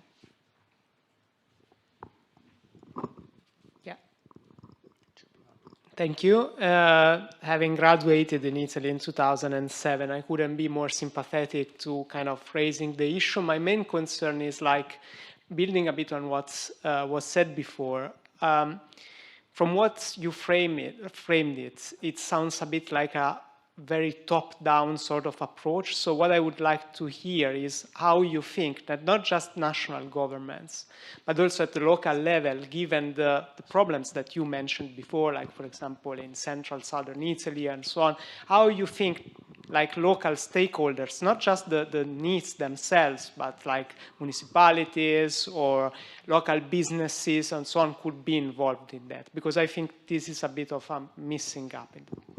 Yeah, thank you. So other than what we already said, so we talked about this badge that we believe could ensure participation from firms. We also believe that local firms specifically will benefit from the visibility that they would gain from these job fairs, and also regarding, so they will have an incentive to participate. And also regarding young people instead, we believe that sometimes we could say peer pressure can also do its job. It's a strong component as well. So seeing people actually managing to enter the workforce will encourage others to do so as well.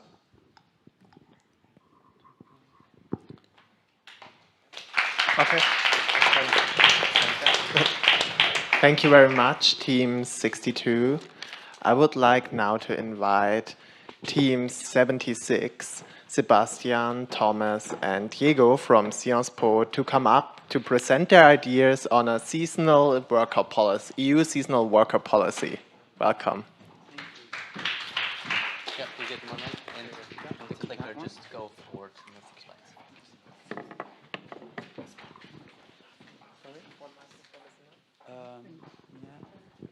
¿Necesitas otro micrófono?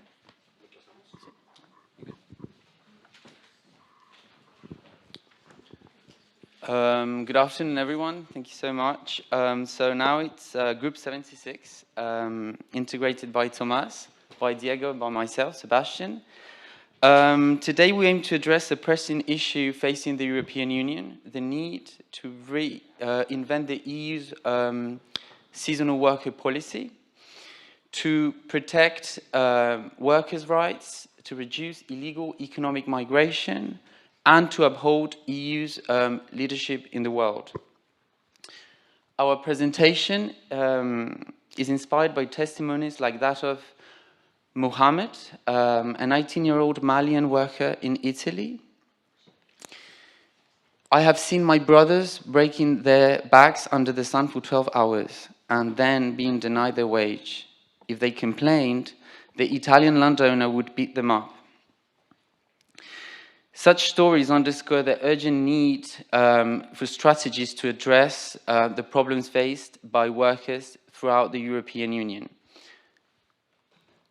We will go throughout the presentation. First, we will introduce it, then we will set out the recommendations, and finally, we will conclude our presentation. So, the European Union is facing significant challenges. First, the working age population, it's decreasing. And secondly, there are shortages in sectors like construction, tourism, and healthcare. These pressures make urgent and necessary for the European Union to create strategies to address these challenges and also to uphold the EU's leadership in the world, not just because also the importance of the example of the European Union throughout the world and the need to implement governance strategies that can be modeled throughout the world as an example of good practices policies. So with that being said, it is important to recognize that the EU has already created a directive, the 2014 directive, which established a common set of rules for the admission, residence, and rights of non-EU seasonal workers. However, despite these efforts, the directive has revealed some notable drawbacks. One significant issue is the stringency of its regulation. These rigorous requirements have inadvertently impacted the nature of seasonal work, which relies on flexibility and the ability to meet immediate short-term labor demands. And if we dive into the more troubling aspects, we can discover some ugly truth. The term seasonal workers remains ambiguously defined, which has greatly contributed to the ineffectiveness of this legal framework. Furthermore, we can find gender-based inequalities, with migrant women often facing vulnerable conditions at work. And finally, the directive restricts the period of stay for seasonal workers without recognizing that certain sectors require a longer duration of work due to the inherent nature of their activities. So now we will present our 3 recommendations. So to enhance the attractiveness of seasonal work for both employers and migrants, it is important to reduce bureaucratic procedures for the request of work permits. And in order to do it, firstly, it is necessary to adopt a clear procedure that minimizes delays in authorizing work permits for seasonal workers and delineates strict decision-making deadlines.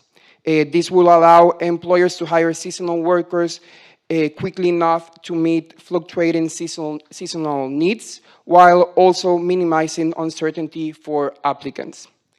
Moreover, it is important to improve the overall experience and integration of immigrant workers into member states by implementing pre-arrival procedures that allow applicants to begin before the arrival with groundwork, such as residence tax, social security, and national health service identification. This will allow both employers and workers to meet necessary obligations on time.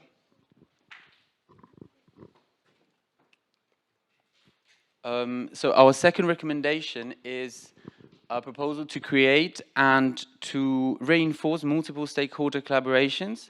First, our first strategy is to establish an EU-wide talent pool. The European Parliament in 2021 suggested the expansion of Euro, which is the actual current European Union searching platform. We suggest that this be expanded so that it can cover every sector, and it can also be reached by third country people who want to come to the European Union. This also, we suggest it be integrated with the national systems, like for example in France, Pôle emploi, well, throughout the whole European Union. This will help simplify the job search and process of migrants and employees. Second strategy, international collaboration of job-seeking support. So what we suggest is that throughout the European embassies in third countries, We create these networks with governmental institutions, businesses, universities, and NGOs, first to identify the people who want to come and the need to come to the European Union to work.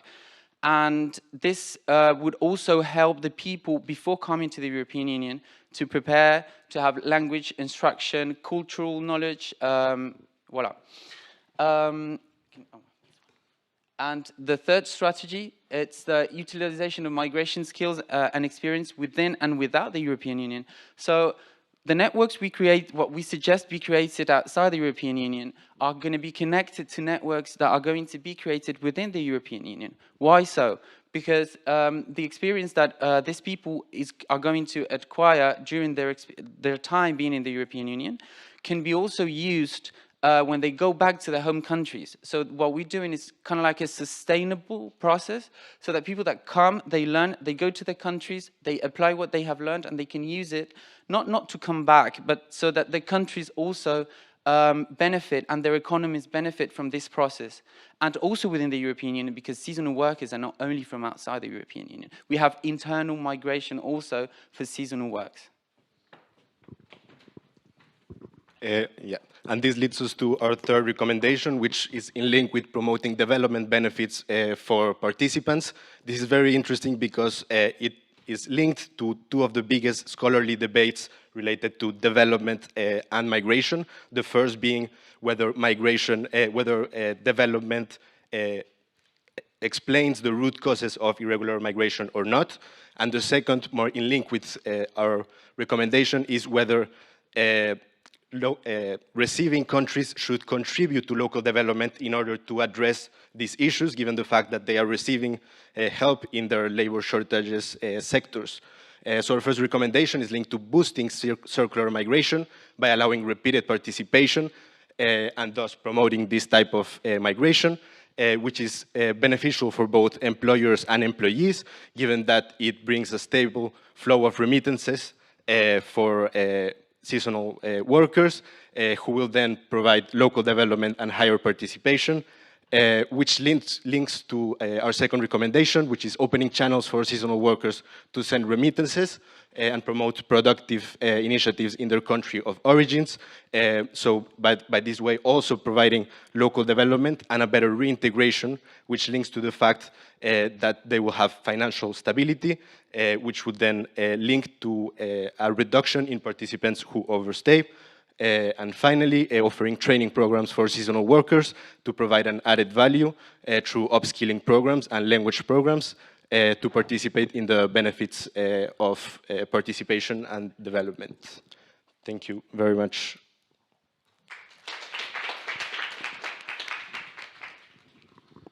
Thank you very much.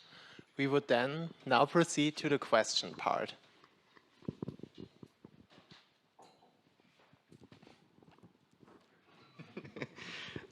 Thanks a lot for the presentation. Very in-depth recommendations. I think you're tackling a lot of aspects.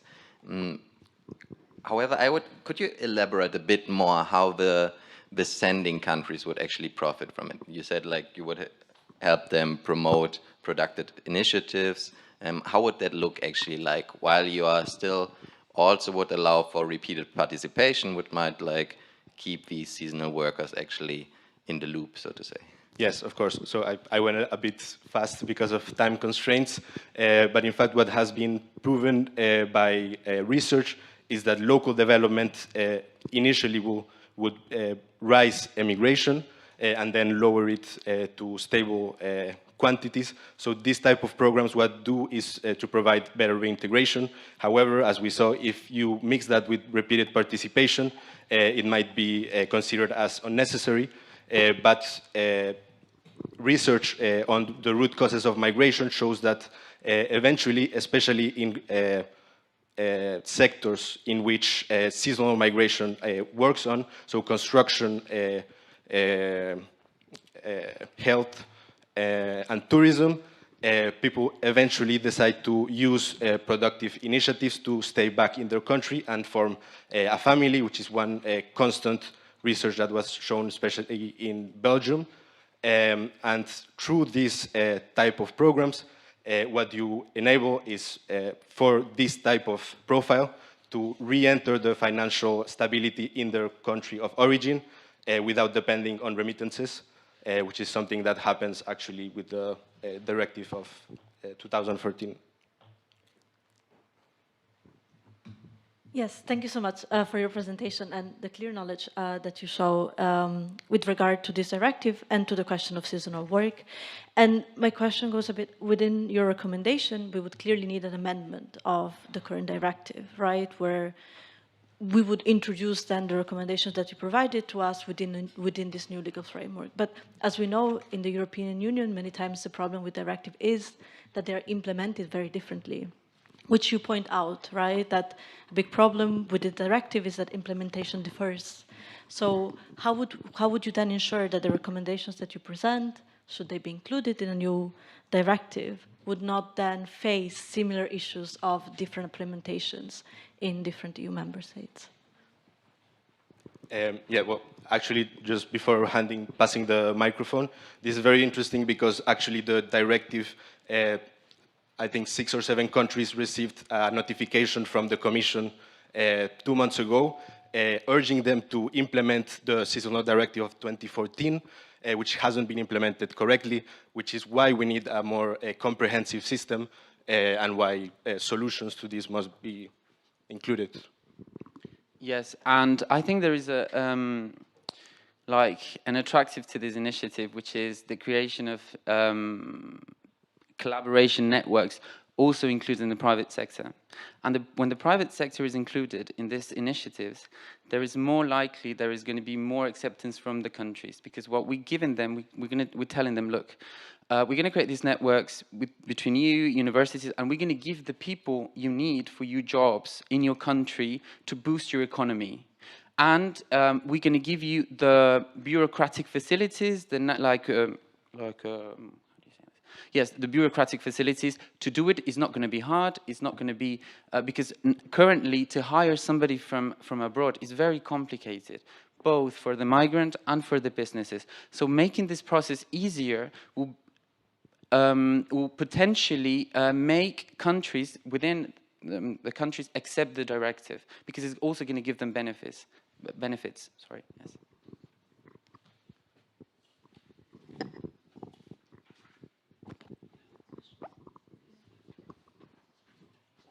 Yeah, no, I have a question on this last point, because I think the devil is in the details then. And I think like the idea is really good, but what I'm slightly unclear and a bit concerned about in terms of the practical implementation, and how do you see the national sort of public administrations being able to kind of deal with that, coming from a heavily bureaucratized country like Italy? I'm not entirely sure that this kind of EU-wide scheme would be able to dialogue very well with kind of the red tape at the national level. So I'm wondering whether you were thinking about some kind of platform or harmonization, or how did you see that?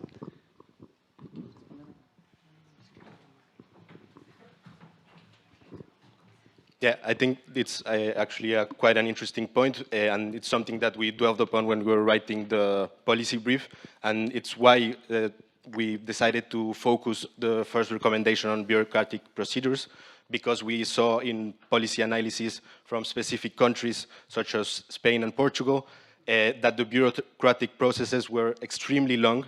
So if you wanted to be a part of the program with the directive of 2014, it would take several months to do the entire procedure, which is why we presented the EU-wide talent pool that is already working well in some of the countries that have implemented the directive, like France, but at the same time that still needs refurbishing, because the costs to update the list of labor shortages and sectors in shortages is very costly and very difficult to implement. So this is why it would be also beneficial and would see as a benefit for the countries with less effective bureaucracy.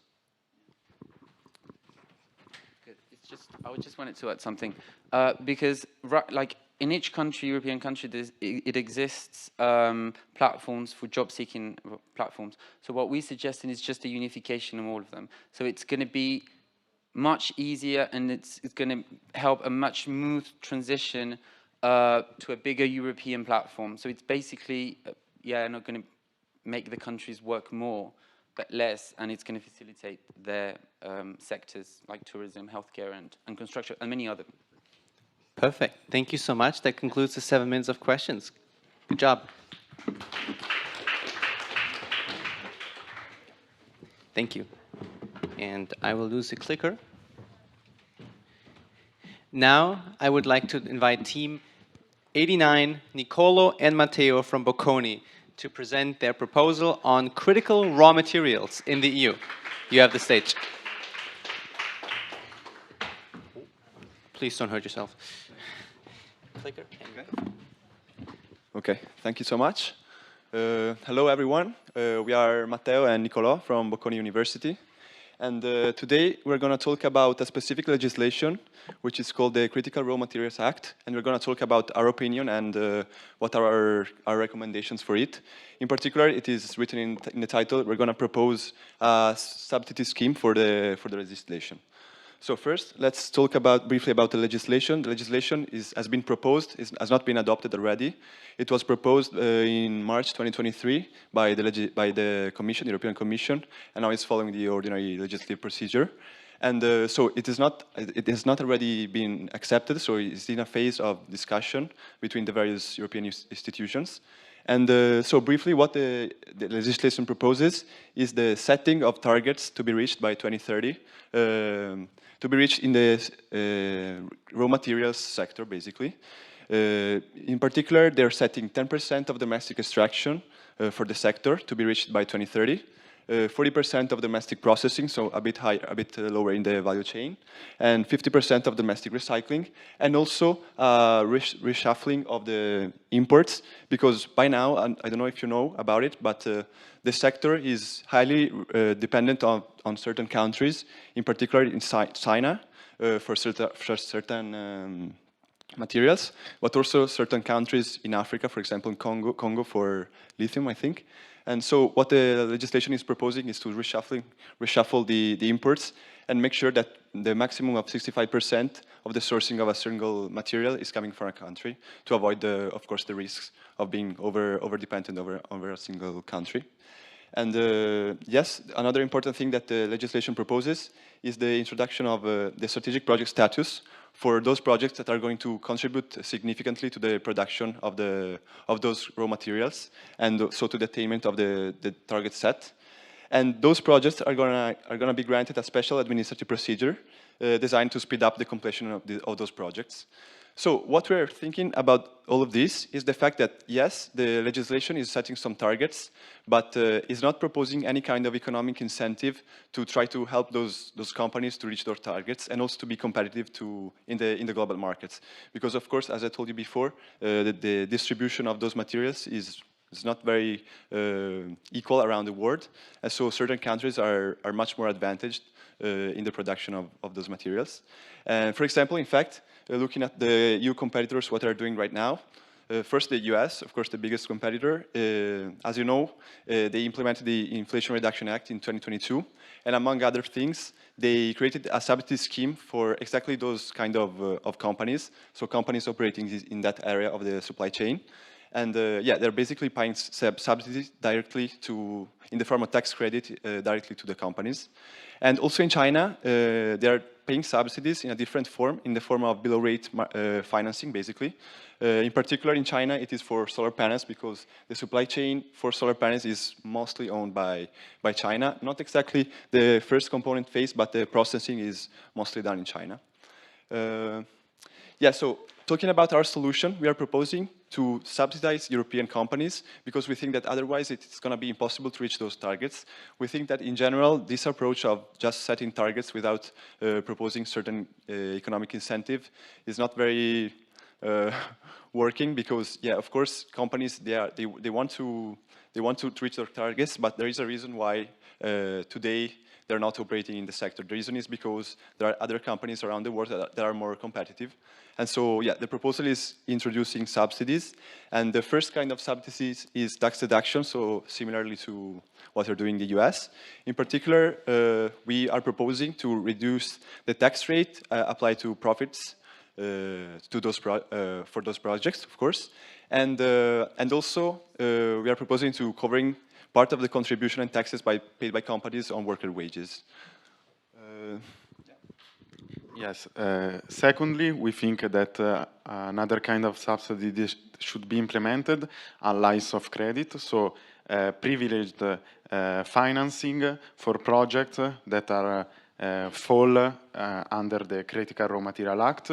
How we think that these lines of credit should be granted to companies. We think that just a simple digital platform could be established on which the project of, for example, extraction of cobalt for a European company is published. All the banks, European banks go there, so you have BNP Paribas, Intesa and other companies, and they propose interest rate at which they would finance this project. And so there is like a reverse bid process. There is the lower interest rates you get, and after the European Union could furtherly subsidize these interest rates by lowering it a bit. So this was basically the way in which China subsidized the solar panel industry. It worked pretty well. It's a different economy. It's not the same, but we think it's a mechanism that can work. After, lastly and residually, we think another way that can be used as a subsidy are basically grants. So a company like want to invest for the extraction of copper, the initial investment is 1 billion, Europe cover, I don't know, 10%, for example. This is a subsidy scheme we only would use residually, as we like more the first, as there is more skin in the game for an entrepreneur that should invest, and after is the cost. If the things goes well, you pay a bit lower taxes, but this also can be a mechanism that can be used, but we would give a privilege to the first two. After, how would we finance this project? So basically, we think that a fund should be established, active from 2025 to 2030. Possibly, the period could be even extended, but this is just the starting point.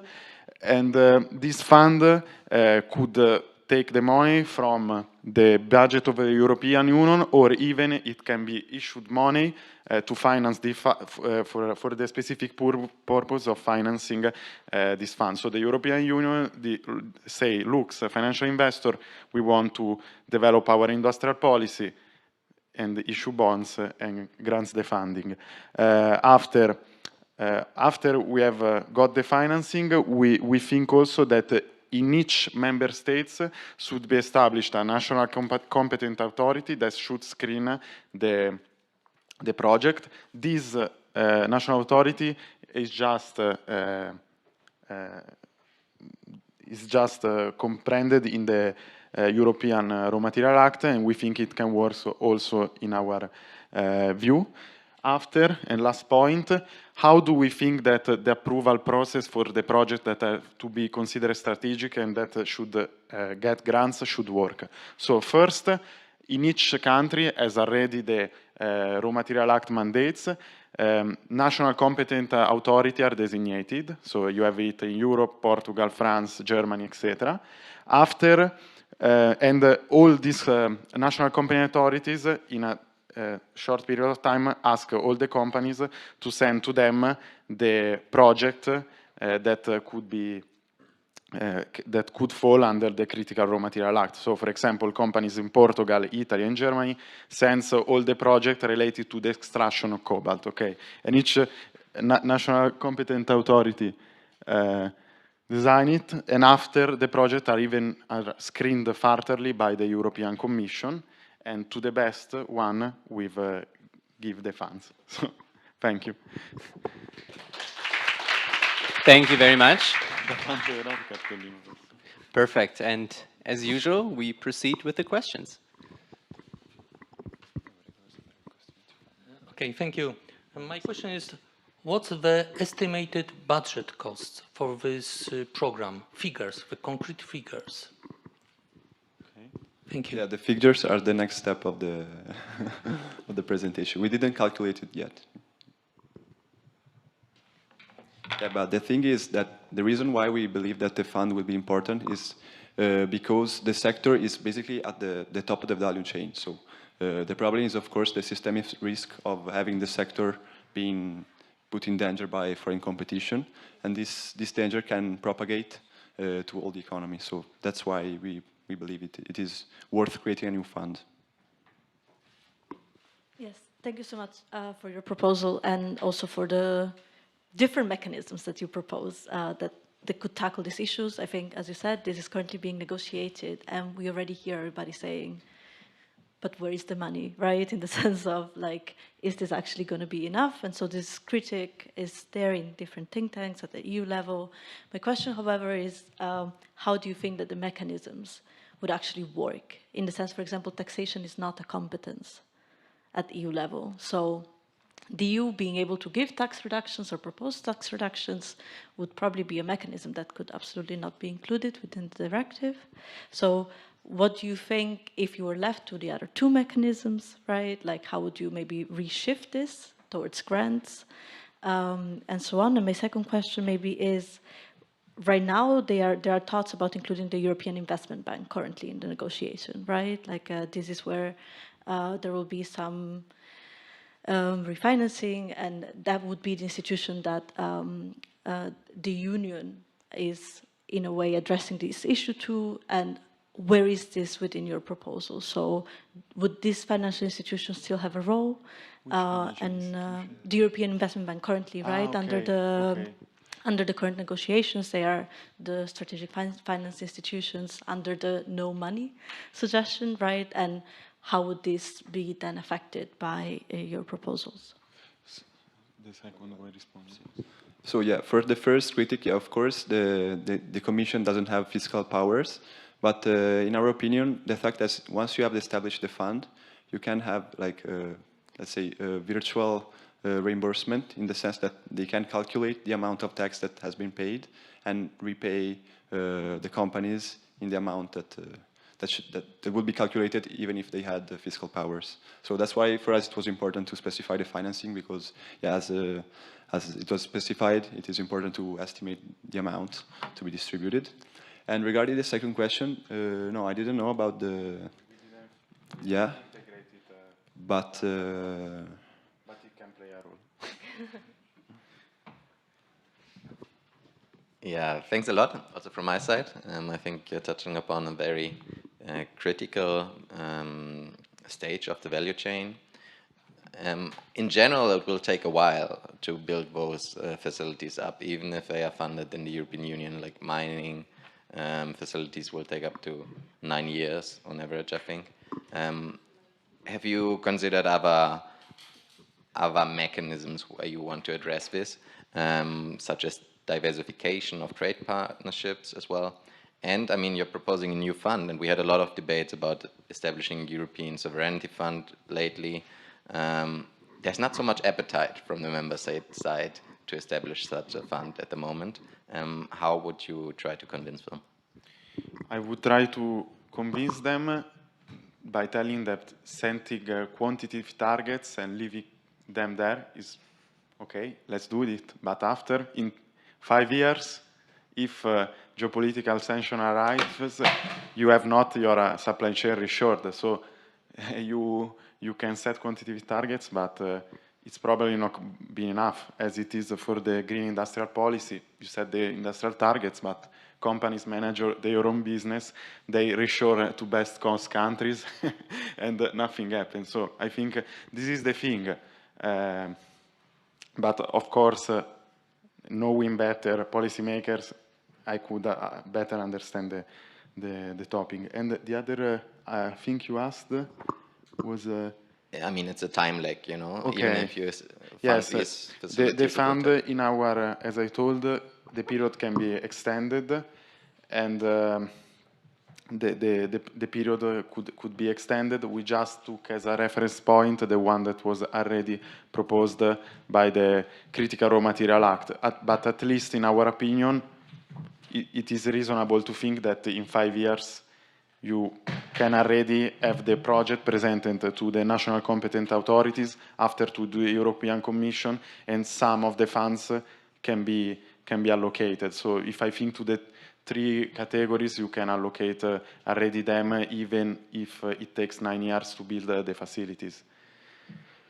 Yeah, I agree. I think that the important thing is to allocate the funds, and once they are allocated before the beginning of the building of the projects, then those funds can be distributed among the years during which the project will be built. But the allocation will be should be made between now and 2030. Okay. Do you want to have if it's a quick question, I think we can take it. Thank you very much for your presentation, very interesting. I heard that one of the main issues with the CRMA is the fact that strategic projects are going to maybe risk undermining environmental standards because we're wanting to build more mines more quickly, and by in part eroding these standards that the EU is already pushing for. So do you think that when you're approving the projects that will get the funding, environmental standards should also be part of how we decide?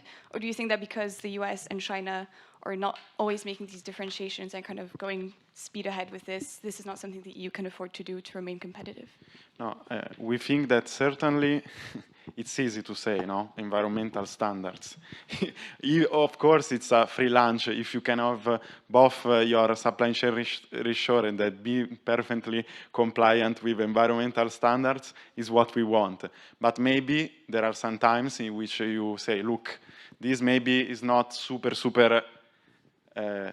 friendly or it should be, but we need a bit of reshoring. It's not like having the whole supply chain in Europe, but just a part. 10% of what you consume should be extracted Europe, for example.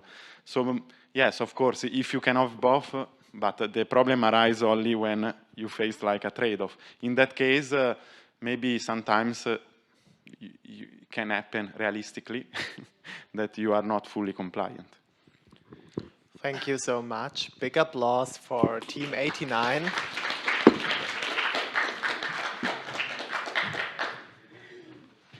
And now, last but definitely not least, I want to invite Team 54, Alessandra and Anselmo from Sciences Po and Bocconi University, to tell us about their ideas on EU migration policy.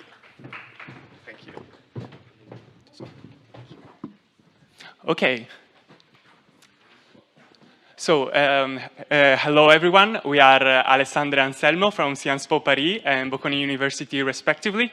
Today we want to present the EU Purple Card. That's a revolutionary immigration scheme that aims at resolving not one, not two, but 3 pressing issues at the European Union level now. Before we deep dive into the European Purple Card, I'm going to ask you to imagine this. You're driving home after a long day of work, and you're forced again to take the longer route because the shorter one has been under construction for years now. This has happened before, and also you're a little bit lost in your thought. You're worried that you're not going to receive agency feedback on hiring a domestic worker. You know that's been an issue also at the European level now. You will really use some help now because you would like to help your parent, your very old parent. They're struggling to find the care they need in hospitals and care facilities. This really highlights the 3 most important issues at the European level now, that if left not tackled, they could really undermine the sustainable future of Europe. What we're talking about is low-skilled labor shortages. That's something that's really putting a strain on the European economy right now. The demographic winter, that basically means that an increasing share of the European population is older, not in the workforce, just retired. And the third problem is human rights violation in immigration. Migrants are consistently facing human rights, very, very tough human rights violation in the European Union borders, and that's taking a toll on upholding what should be European Union values, such as solidarity and human dignity. So projections see a steady increase of immigration flows in the next 20 years. And this is especially driven by the fast population growth in African countries. For this reason, managing immigration is not so much an ideological choice, it is a necessity. So the EU has currently failed to address the opportunity of migrant workers. And in fact, the reformed EU single permit in the new Migration and Asylum Pact only harmonizes baseline procedures and defines rights and duties of stakeholders. However, it does not tackle the heart of the issue, the heart of the problem, which is setting the conditions for acceptance to EU countries. For this reason, what Europe really needs is actually a tool that is similar to the EU Blue Card. The EU Blue Card is a work residence permit, which allows highly skilled migrants to live in Europe, of course, work in Europe, and as well enjoy a set of rights and have a certain degree of mobility in the continent. So we are happy to introduce to you the EU Purple Card, which is based on the model of the EU Blue Card. However, it addresses low-skilled migrants. So the EU Purple Card has three different goals. The first one is to increase the share of working population in Europe, in the continent.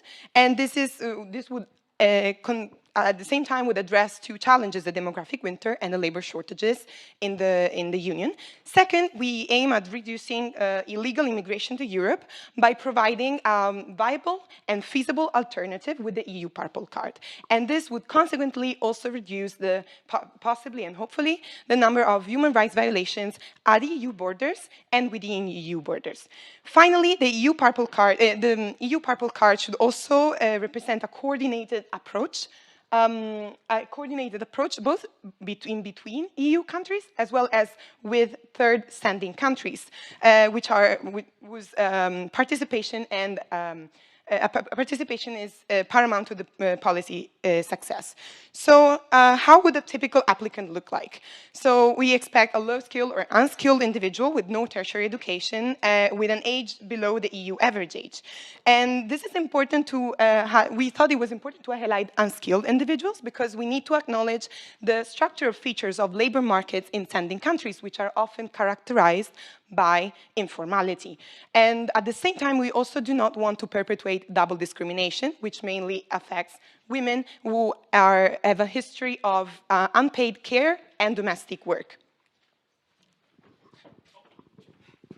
Thank you. So let's take a look of what the actual procedure for a potential applicant would look like. The first thing we want to highlight is the role of the European External Action Service delegations. They're spread all around the world, so they're very handy for this kind of policy. Their role would be more of an advisory role. They would provide guidance and support to potential applicants, while the actual work would be carried out by embassies and consulates of the European Union countries in the sending countries. What the embassies and consulates would do, they would do two things. First thing first, they will run eligibility checks. Those would include, for instance, checking for criminal records or checking the legality of identification documents. And then they would score the application on a points-based system that you can see outlined here in the slide.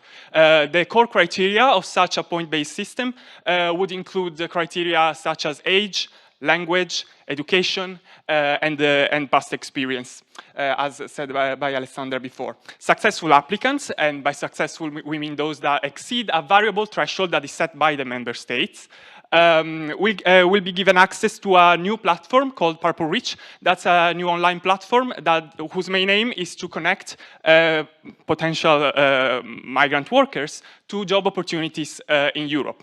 Once the migrant has secured a contract with an EU employer, then the embassies and consulates will be able to issue the EU Purple Card, which will have a validity of 24 months. So, although we're aware of the political hostility we would face in the EU when it comes to immigration, we think that the opportunity cost of fossilizing the debate as a crisis would be detrimental to the very survival of the Union. Europe needs migrants, and migrants need Europe. It's time to build a bridge, and we call it Purple Card.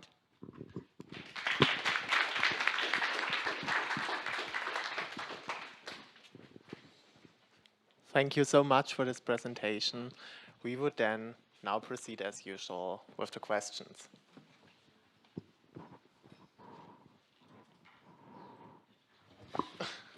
Okay, thanks a lot. Very catchy presentation. One question that just came to my mind. I mean, you said you wanted to also include unskilled workers, which makes completely sense. However, based on your point system, I'm not sure whether they would make the threshold actually. How would you ensure that? So we included some informal experience in labor shortage sectors, and as well as care and domestic work, and they're given the same amount of points. So by informal, we mean like a job, like experience that has no tracked history. So we cannot truly verify with like a contract, for example, but we thought of verifying it through a follow-up interview. So asking, like trying to understand if this person has actually had an experience in the job they have declared or not. I don't know if you want to say something. No, I think also a crucial point is the variable threshold. Of course, each country have different. Each EU countries have different needs. Some may have a very low threshold because they need more migrants. That's definitely the case for many developed countries in Europe. So it really depends also to which country the migrant would apply.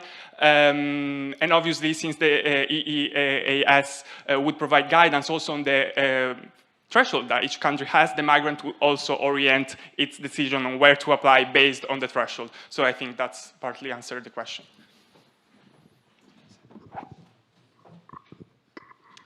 Yeah, just two quick questions. You mentioned in the presentation the gender dimension. As far as I understand, you want to address this indirectly with the care and domestic work system of points rather than adding that as a component as you did with age. Is that correct? And the second question is a very kind of practical one, but why purple card? I mean, no, I mean, I'm not sure it's the color I would have picked, but that's... So this happened, like, basically each color has different meaning, so it's associated in like a European culture. The blue is the most the most accepted one and one of the most common favorite colors of Europeans, but obviously there is already an EU blue card. So after a quick research, there are colors that are more less like the yellow, or the green is taken for other things, it's associated with other meanings, while purple seems still pretty neutral. At the same time, however, in history is associated with aristocracy and with power. But we thought that it was now not anymore so much, maybe still in the church, but this is the reason behind it. Yes, thank you so much. I think you address a very relevant lacuna, right, that we have in the current legal framework when it comes to migration in Europe. And you also mentioned the single permit directive.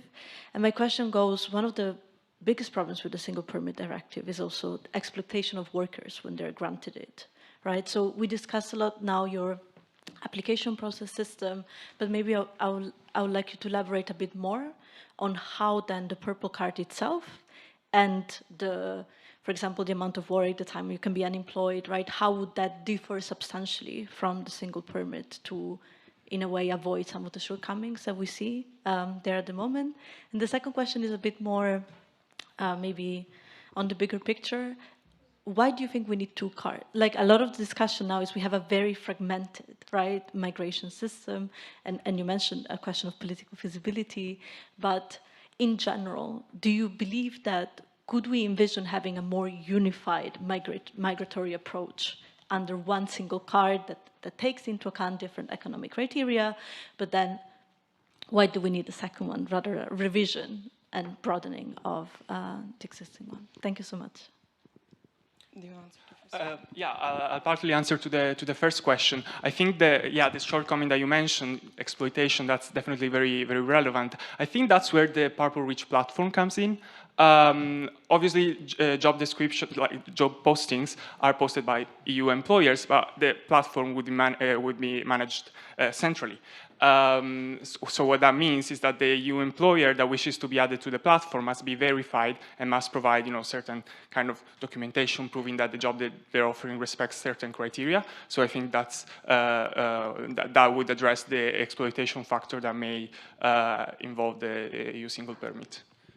I have another comment about the EU single permit, and sorry, can you rephrase, like re-say the question very briefly, just to remember? Just in terms of not the application part, right, but then the utilizing in this case, the single permit rather than the purple card, and the fact that we see exploitation of workers happening with the way that the single permit is currently structured, right? Unemployment time and so on. How would that be different with the purple card? So it has, I think you're referring to the fact that in the past,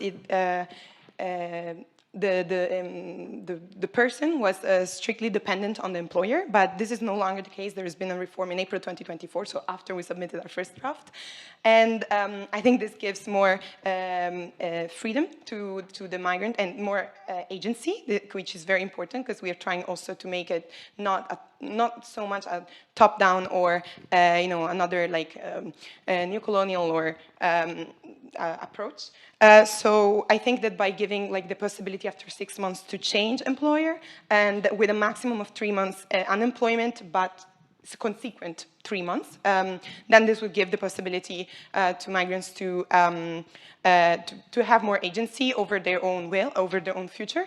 The other thing about having 2 different cards, one of the issues is we don't want to create competition between highly skilled migrants and low skilled migrants, and this is why we thought of having a dedicated stream for low-skilled migrants or migrants with no formal experience, and because we don't want to create competition. And there's also an issue often with tertiary education recognition. So the EU Blue Card is focused on, like, there is a list of recognized diplomas, recognized like how a diploma should look like and when it's considered valid in Europe, and while for the EU Purple Card, this would not. We do not want them, the applicants, to have any tertiary. They don't need to have a tertiary recognized degree, or not at all. So I think it helps also separating the priorities, and obviously there are like a lot of highly skilled jobs that are in also most urgent need. So I think it's a matter of organization, but it's also true that there might be a risk of further segmentation. But thank you for your question.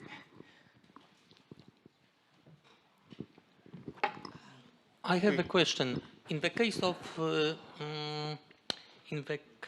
of disputes or the problems of implementation of this system, will be any mechanism to solve this issue? Will you provide any guidelines?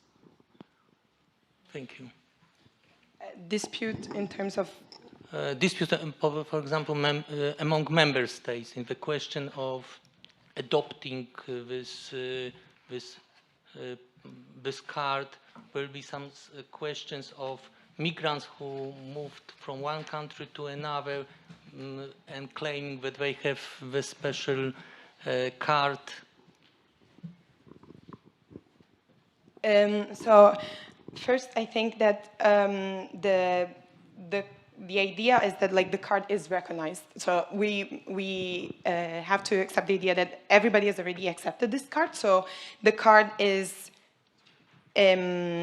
valid also in other countries. So for example, for the EU Blue Card, you can move abroad for a maximum, I think, of 3 months for work and then come back. And then the time you spent in one country can be accumulated in the future, the time of the EU Blue Card in another country, and then you can sum them up and have the long-term residence. So we, on the other hand, we expect complete disagreement over, like as a tool which encourages migration, migrant workers. This is in strike context with the current debate. But we thought that this proposal, the value of this proposal, was exactly to shift the narrative, to change the idea that migrants are an issue, that migrant workers are an issue, because they are the part of the many issues. The solution to many issues. So we really wanted to be a way to move farther away from the current debate, which is not sustainable. It's inefficient. It's a waste of money to spend money only on like migrant, on a border control. And we checked all European countries are going to face demographic winter, and only a couple, not in the short term, but in the long term, yes. So every single country would benefit from this. And the political opposition is there now, but we hope with this card and with this speech, we could change their minds. Thank you so much. I saw that there are questions in the audience, but unfortunately the 7 minutes are already over, and just for the sake of fairness. So, thank you very much. Big applause. And with this, we are concluding the semifinals of the Eurovisionaries. We now like to ask the judges to leave to room 231 and make their decisions. Greta, behind you will take you there. Please again, applause for also the judges who are here today and take their time.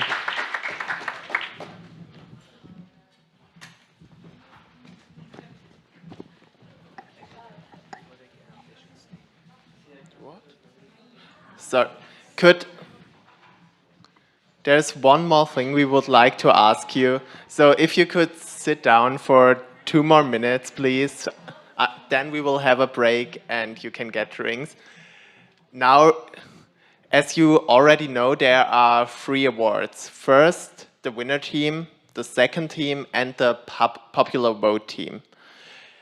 So I would kindly ask now to scan this QR code and vote.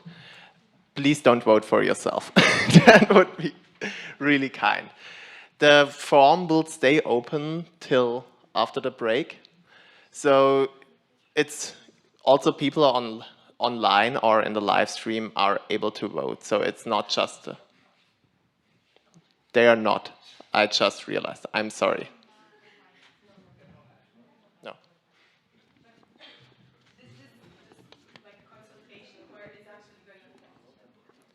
That is, there's a further award, it's called the Public Vote Award. So, exactly. Okay.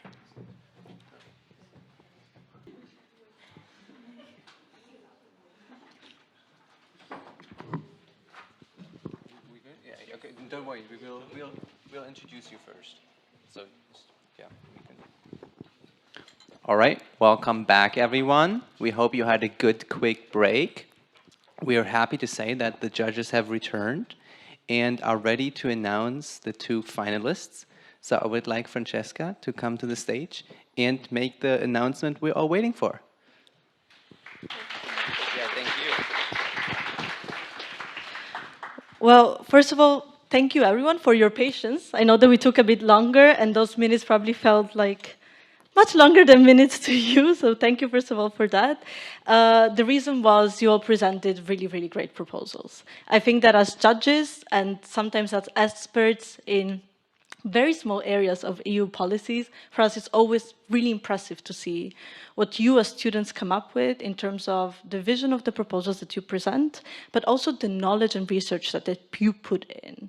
And you're many times capable of finding the biggest challenges that Europe is facing and presenting them to us in a very, very interesting way. So for that, I would like you to give yourself, and I ask the judges to join me, a big round of applause for making it here.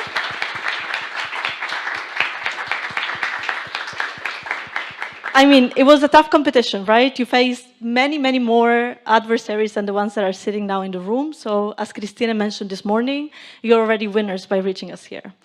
Now I'll stop all the maybe digressions and I'll let you know which are the two teams that the judges selected for the final stage of the competition this afternoon.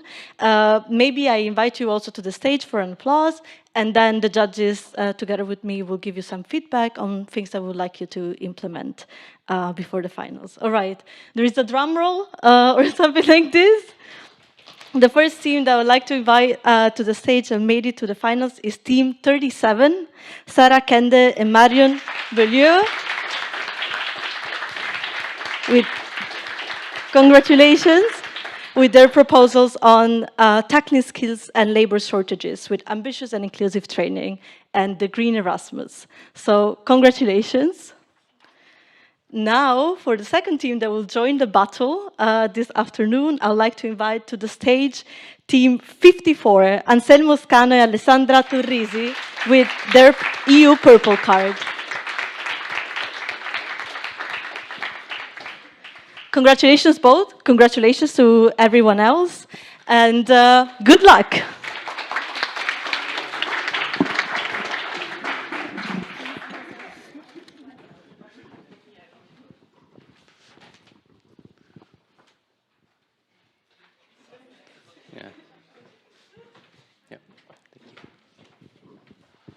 Also, congratulations from the whole futurEU team to the two finalists.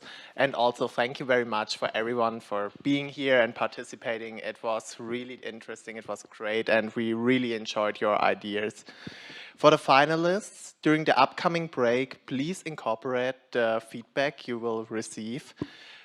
And the judges' feedback you will receive, prepare an 8-minute presentation, and also be ready for 12 minutes of Q&A. It's sadly a wrong thing. It's wrong on the slides. It's an 8-minute presentation and 12 minutes of question and answers. Sorry. For the first team, please use room 233. One of us will guide you there. And the second team will use room 331. We will also guide you there. Now, there is one last thing to do before we can leave to the break. It's the coin. Who will start?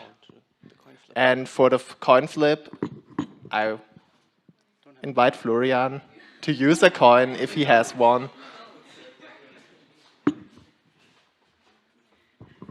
I'm super prepared, so I definitely have a coin on me. Wait, I will...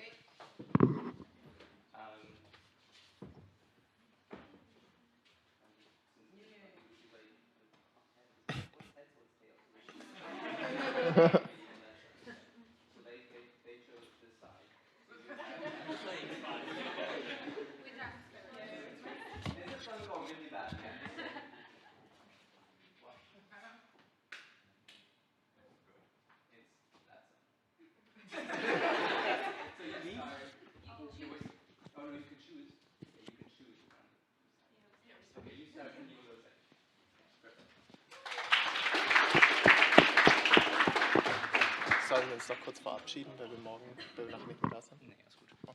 And so now we will go have a lunch break, or you can go have a lunch break while the finalists work on incorporating the judges' feedback. So you can, I think, is the forum going to be locked? Did we talk about this? Yes, the forum will be locked, so you can leave your stuff here. And with that, enjoy your lunch.